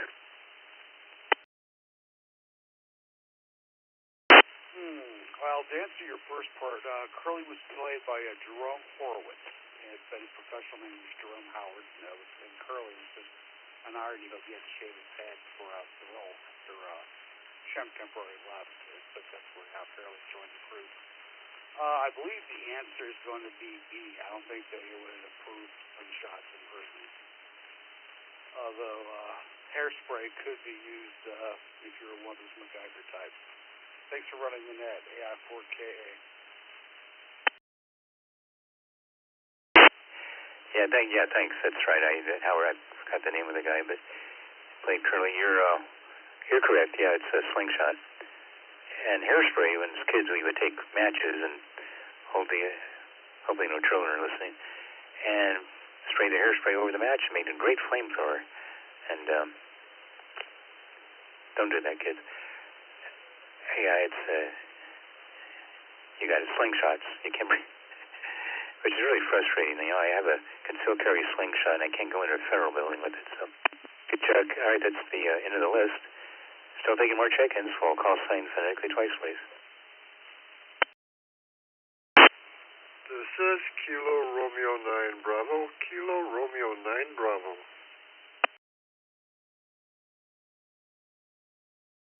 Kilo Echo 9, Echo Bravo Uniform. Kilo Echo 9, Echo Bravo Uniform in Sun Prairie, Wisconsin.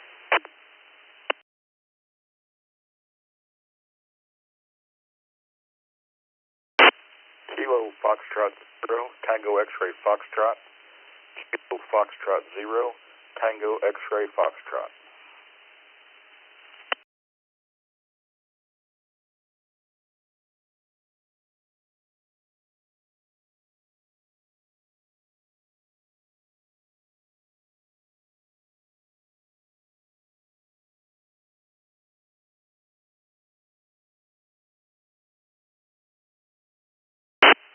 All right, hold up. Picked up 3 more. We have KR9B, Bob in Greenfield, Wisconsin. Welcome back. KE9EBU, Keith in Sun Prairie, Wisconsin. Welcome back. And Chad in Emporia, Kansas. KF0, TXF. Welcome to the Eastern Night Trivia Net. And once again, the question of the night, what's the last thing you watched that made you laugh out loud? Bob in Greenfield, KR9B. Well, good evening to the net. Actually, it was my vascular surgeon. I was seeing him as a follow-up to having a stent put in my aorta, and he wanted to order a CT scan. I said I've had enough radiation, I didn't want the CT scan. And he says, well, we could do it without contrast. Hi. And I laughed. This is KR9B, back to net. He knew you were an amateur operator, huh? That's pretty funny. Yeah, you know, my wife, for my birthday, she is supporting in my hobby. She bought me a capacitance hat. I thought that has my name on it and everything. Your question, Bob, is where were bagpipes invented? Where were bagpipes invented? A, Scotland. B, Ireland. C, Persia.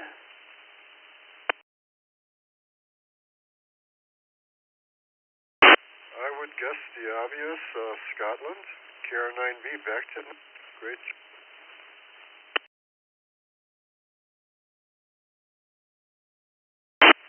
Yeah, you're right. That would be the obvious answer. In this case, no, bagpipes were invented in Persia. Yeah, Persia. The Iranians or Persians invented the bagpipes, so blame them. They get blamed for everything else these days. So thanks. Thank you, Bob. I guess the Scots adopted it because nobody else would. Keith in Sun Prairie, Wisconsin, KE9EBU. What's the last thing you watched that made you laugh out loud?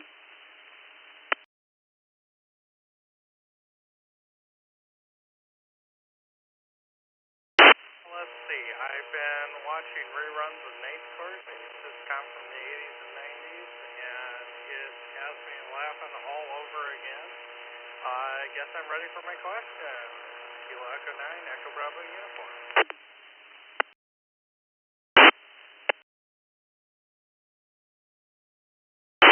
Thank you, Keith. And your question is Iceland, Greenland. Iceland diverts roads to avoid disturbing their local population of A, penguins, B, Vikings, or C, elves.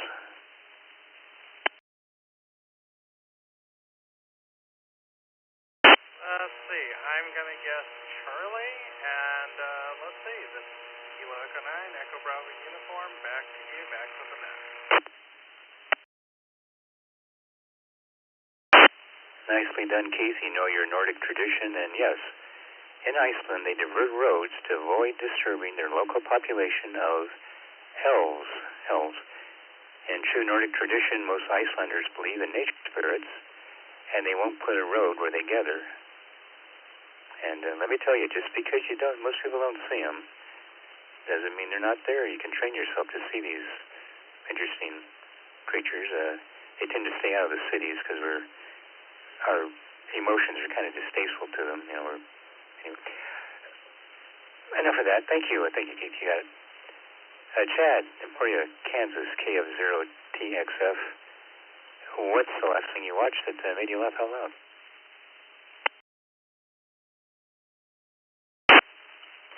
Well, the last thing I watched that made me laugh out loud was a cooking fail video this evening, and hard enough made my wife go, "What was that?" So we had to watch it again together. That's the last thing I watched.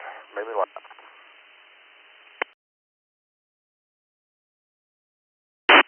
Well, I'm glad it was something recent because I laugh at everything, but that's good. Your question, Chad, is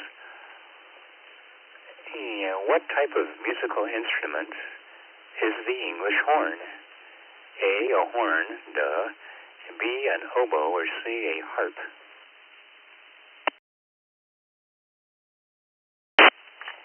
It's been a while, but I believe the answer to that would be alpha, a horn. Back to you, KF0TXF.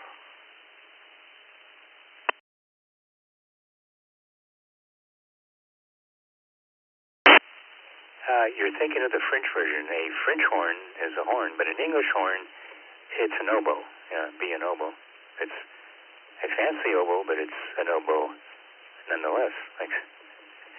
Don't know why they call it the English horn. Thank you, Chad. All right, that's the end of the list. Any more check-ins? Full call sign phonetically twice, please.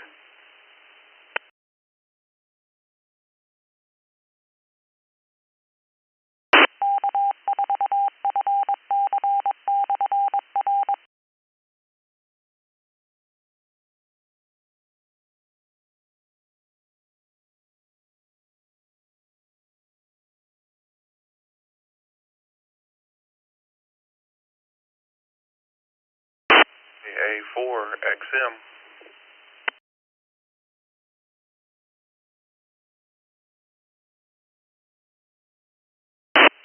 Kilo Delta 3 Bravo Foxtrot Echo. Kilo Delta 3 Bravo Foxtrot Echo.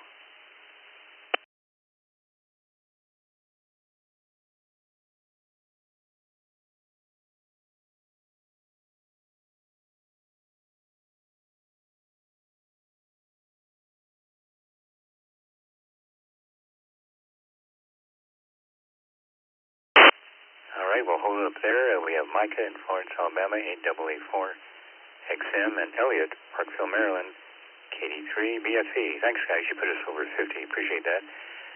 Micah, your question, the question of the night is, what's the last thing you watched that made you laugh out loud?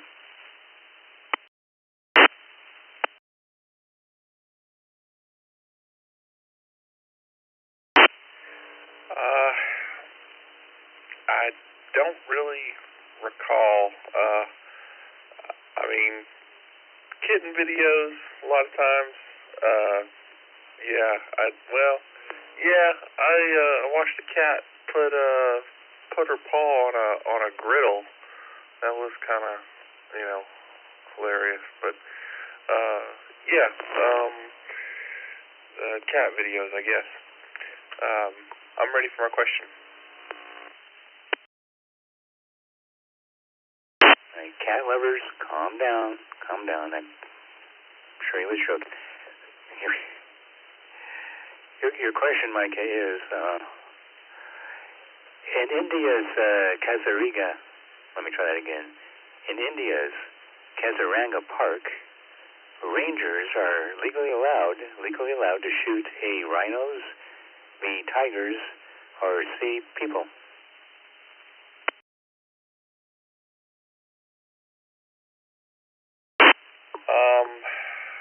I'm afraid that's actually people. They are trying to protect the animals so much that they put the animals' life above humans that are poachers. I have cats. I guess I didn't mean to say that I enjoyed that. It was just a little bit funny. But anywho, the cat was fine.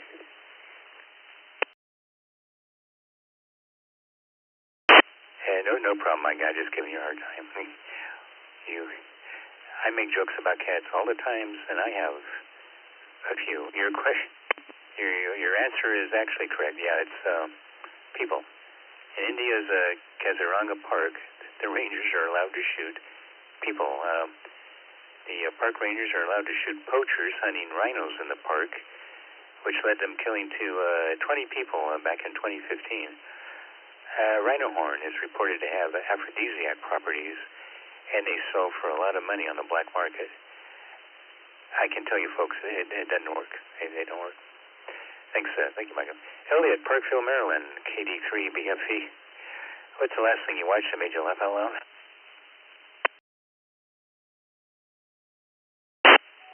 Good evening.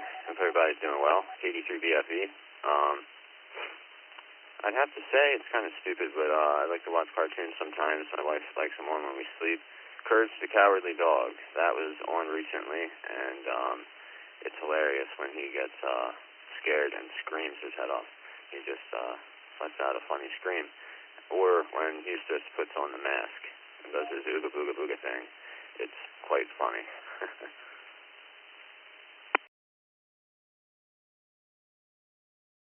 Hey, Rocky, watch me pull a rabbit out of my hat, button on my sleeve.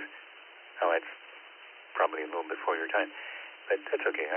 Modern cartoons can be funny, too. Your question is, all right, Elliot, if you drill a hole, if you're standing on land, that is, and you drill a hole straight through the earth, what are the odds that you'll hit land on the other side?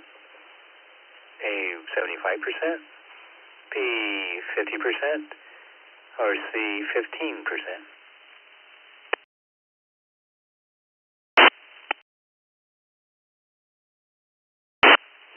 Oh, I believe that was Rocky and Bullwinkle, if I'm not mistaken, and I did watch a little bit of that, believe it or not. Especially Scooby-Doo, that was my thing. But I believe the answer would be Charlie, C, 15%. Not a good chance.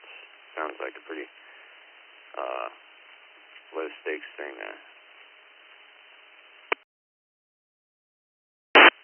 You see there, folks, intelligent people watch cartoons. You're correct. Yeah, 15%. You're much more likely to hit a body of water than land, as you pointed out, so I hope you can swim. Yeah. Only 15% chance you'd hit land. Actually, from America, just about anywhere, if you drill a hole, you'll hit, was it the Indian Ocean or the, I can't remember which, but, yep, you got it. Thank you. Thank you. All right. As to the call list, we'll wrap it up here shortly and make the last call. Anybody else like to check in? Full call sign phonetically twice, please. Is it our 4IX? Is it all them before India X-ray in and out?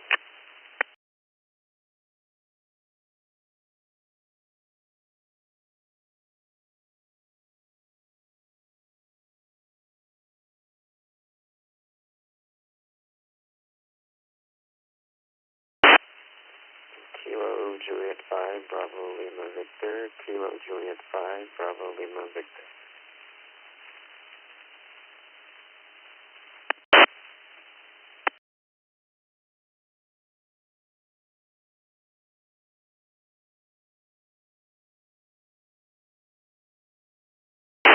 Niner Romeo Uniform Kilo. Kilo Niner Romeo Uniform Kilo, Rockford, Illinois.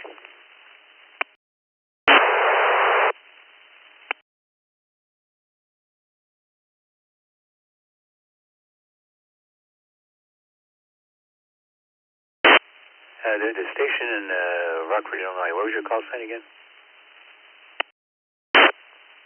Kilo Niner Romeo Uniform Kilo.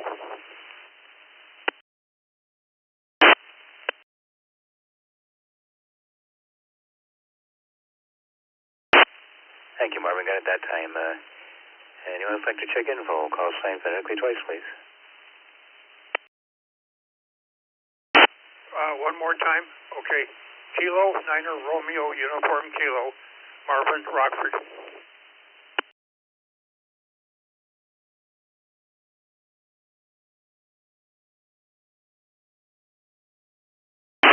Got it that time. All right, picked up two more. We have Gerardo in Pasadena, Texas. Welcome back, buddy. KJ5BLV. And Marvin in Loves Park, Illinois. It looks like it's probably pretty cold right now in Loves Park. K9 RUK. Welcome to the Trivia Net. And what's the last thing you watched that made you laugh out loud? Gerardo, KJ5BLV. Besides Rocky and Bullwinkle, Jay and Silent Bob, Dogma.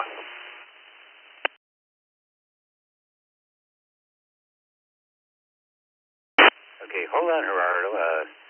Got you down for Silent Bob. Marvin, your question is Julius Caesar, Napoleon, Mussolini, Alexander the Great, Genghis Khan, Shakespeare, and Louis XIV, as well as Adolf Hitler, all had a fear of A, women, B, germs, or C, cats.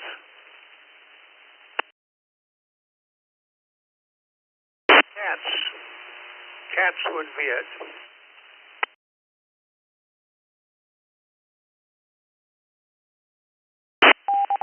And yeah, you're correct. They all were afraid of cats.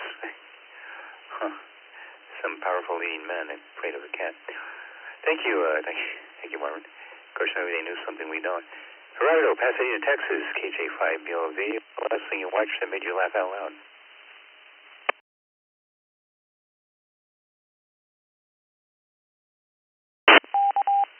Yeah, hi, good evening, Alex. Thank you for running the net. KJ5, Bravo Lima Victor. I guess sometimes one of my sons watches Disney movies. One of Robin Hood. Some of the characters in there, the animated one, are funny. So that's the last thing that made me laugh out loud. Thanks. Ready for the question?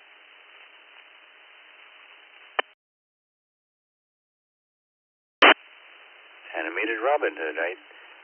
Well, not as good as Men in Tights, but it, well, I don't know, that wasn't the best, Brooks. That was, well, we won't debate it. Your question, Gerardo, is, what's the most popular profession that criminals want to go into after being released from prison? A, prison guard, B, teachers, or C, politics? That would explain a few things.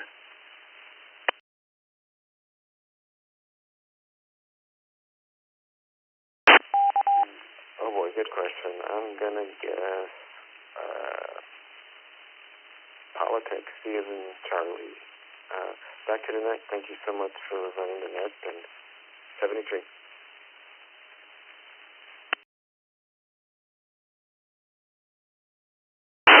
Well, if they did it in reverse, that would make sense, I guess. But actually, it's teacher. Yeah, the most proper profession that criminals want to go into after being released from prison is teacher, probably because a lot of them get their only education they get in prison, and they think, oh, hey, I can do this. I can do this too. Pay back my debt to society by being a teacher. Thank you, Mark. All right, that's the end of the list. Well, one more call. We'll call St. Vincent twice, please, and we'll get you a trivia question.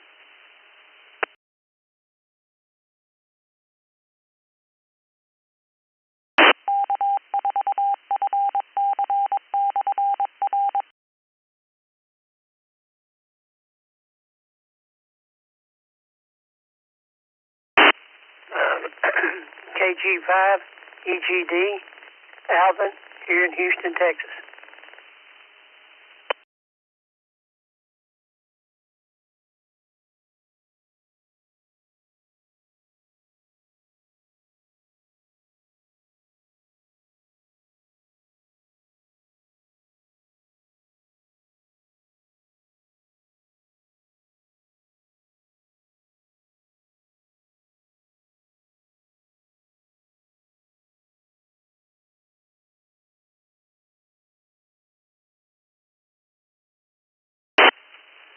All right, Alvin in Houston, I was stalling to make sure you can make it in tonight. KG5, EGD, welcome back. And the question of the night is, what's the last thing you watched that made you laugh out loud?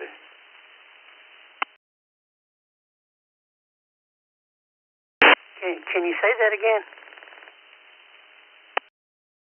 Yeah, Alvin, what's the last thing you watched, either on TV, in public, or maybe in your house, that made you laugh out loud? Probably the,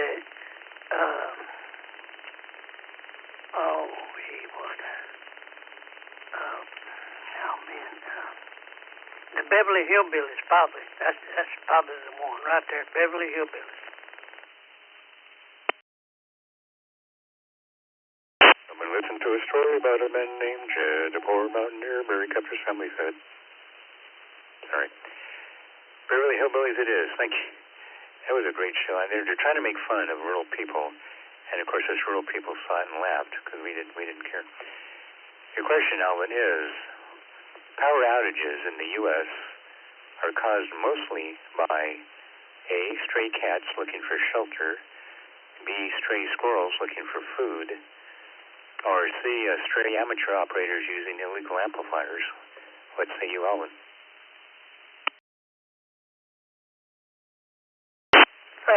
I'm going to say B.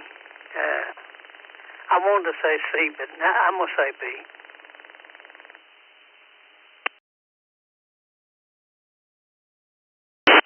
Yeah, that's it. Those darn squirrels looking for food. Get on the power lines and the power station.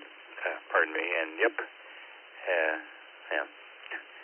Unfortunately for them, but fortunately there's a lot of squirrels around. Now I have a pet squirrel that likes to watch television. His favorite channel is Netflix. Tonight's squirrel joke comes to you courtesy of my granddaughter Ashley. All right, sweetheart. I told it. You can go to bed now. Poppy loves you. And you're correct, Alvin. Thanks for playing, buddy. All right, it's the end of my list. Let's see. We got 6 minutes left. We'll take more check-ins. Full call sign phonetically twice, please.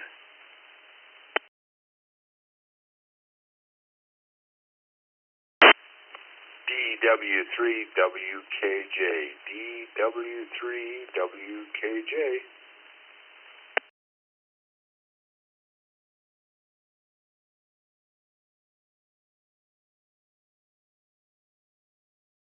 Kilo Echo. Kilo Echo. Echo Hotel Kilo.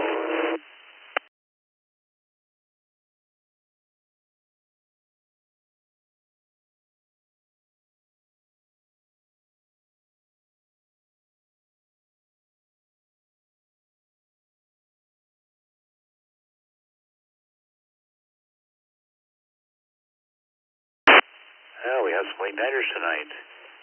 Looks like Kurt in the Philippines, DW3 WKJ, and Scott in Tomahawk, Wisconsin, KE9 EHK. And the question of the night, what's the last thing you watched that made you laugh out loud? Over to Kurt in the Philippines, DW3 WKJ, WKJ. ¿Cómo está?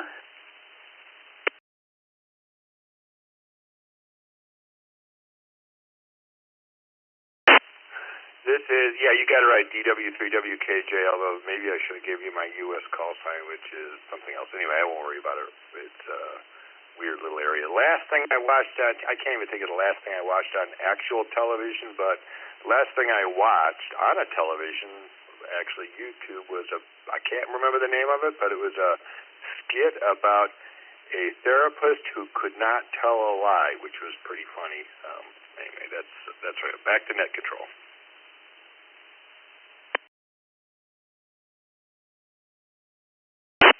Liar, or something similar. Thanks. Hey, Kurt, all right, your question is, which Roman emperor famously tried to make his horse a consul? Makes sense to me. Was it A, Wilbur, B, Nero, or C, Caligula?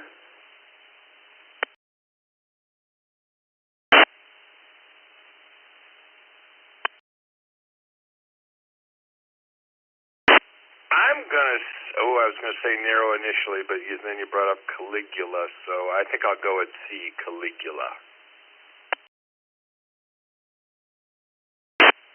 Yeah, that was it, Caligula. Now, from ways as far as Roman emperors go, he wasn't a real bad emperor, but remember they drank their wine and beverages out of lead-lined containers. I mean, I guess only the really the high class ones could afford gold and silver, but they'd still even the emperors used lead. So yeah, it made people a little goofy, but they didn't know that then. You're correct. You got it, buddy. Thank you. And Scott in Tomahawk, Wisconsin, KE9 EHK. What's the last thing you watched that made you laugh out loud?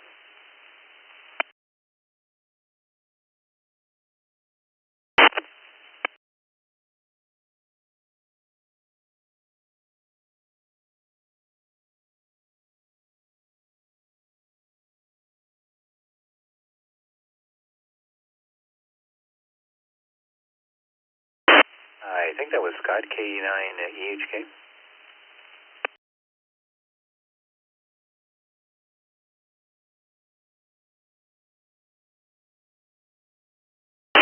Yes, sir.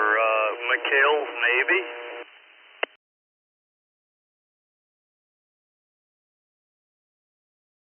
Yes, Tim Conway's vehicle. He's the funniest part of the show. Although all the crew was good. We used to watch him. My father was a career Navy guy, so we watched McHale's Navy.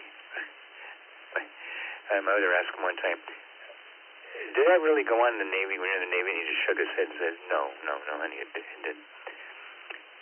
Scott, your question is, what is the only letter not appearing on the periodic table? And chemistry class again. Is it A, J, B, Q, or C, F?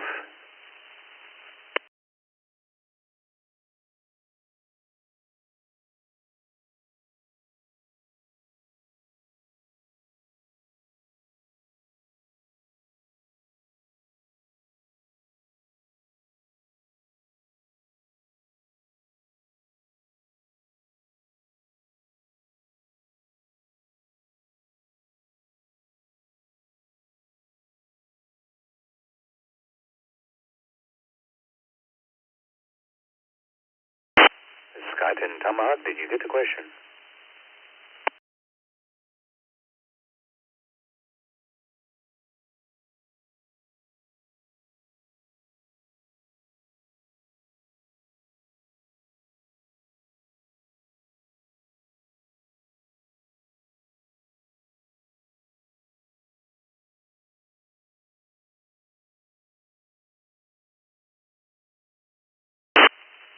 What was that music they used to play in Jeopardy when they were waiting people to finish their answers? It dum dum dum dum dum dum.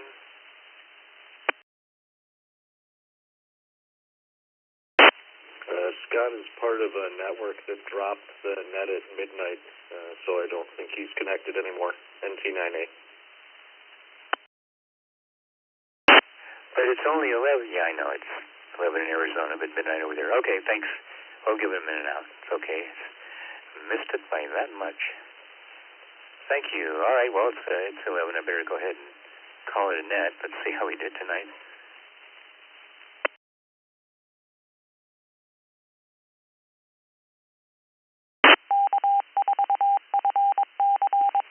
Oh, we had 57 people check in tonight, and thanks to everybody, of course, who did. And let's see, of the people who answered questions and weren't in and out, we had 31 people got their questions correct, and only 20 people missed their questions. That's a little over 60% to 39%.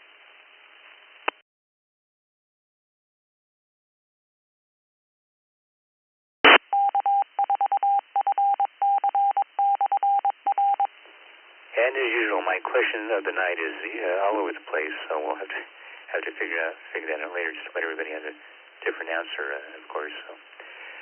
All right, again, I'd like to thank everybody who participated tonight, with special thanks to Vicky, VKY, for logging the net and staying up late. The East Coast Reflector hosts many interesting nets during the week. Don't go away this one. For more information, visit eastcoastreflector.com and select the Nets tab on the main page. We are now returning control of the ECR back to normal amateur use at 11:02 p.m. Arizona time, or 6:02 UTC. Until next week at the same time, when the control voice will take you to the Saturday Night Trivia Net, 7:30, W7 FTM clear.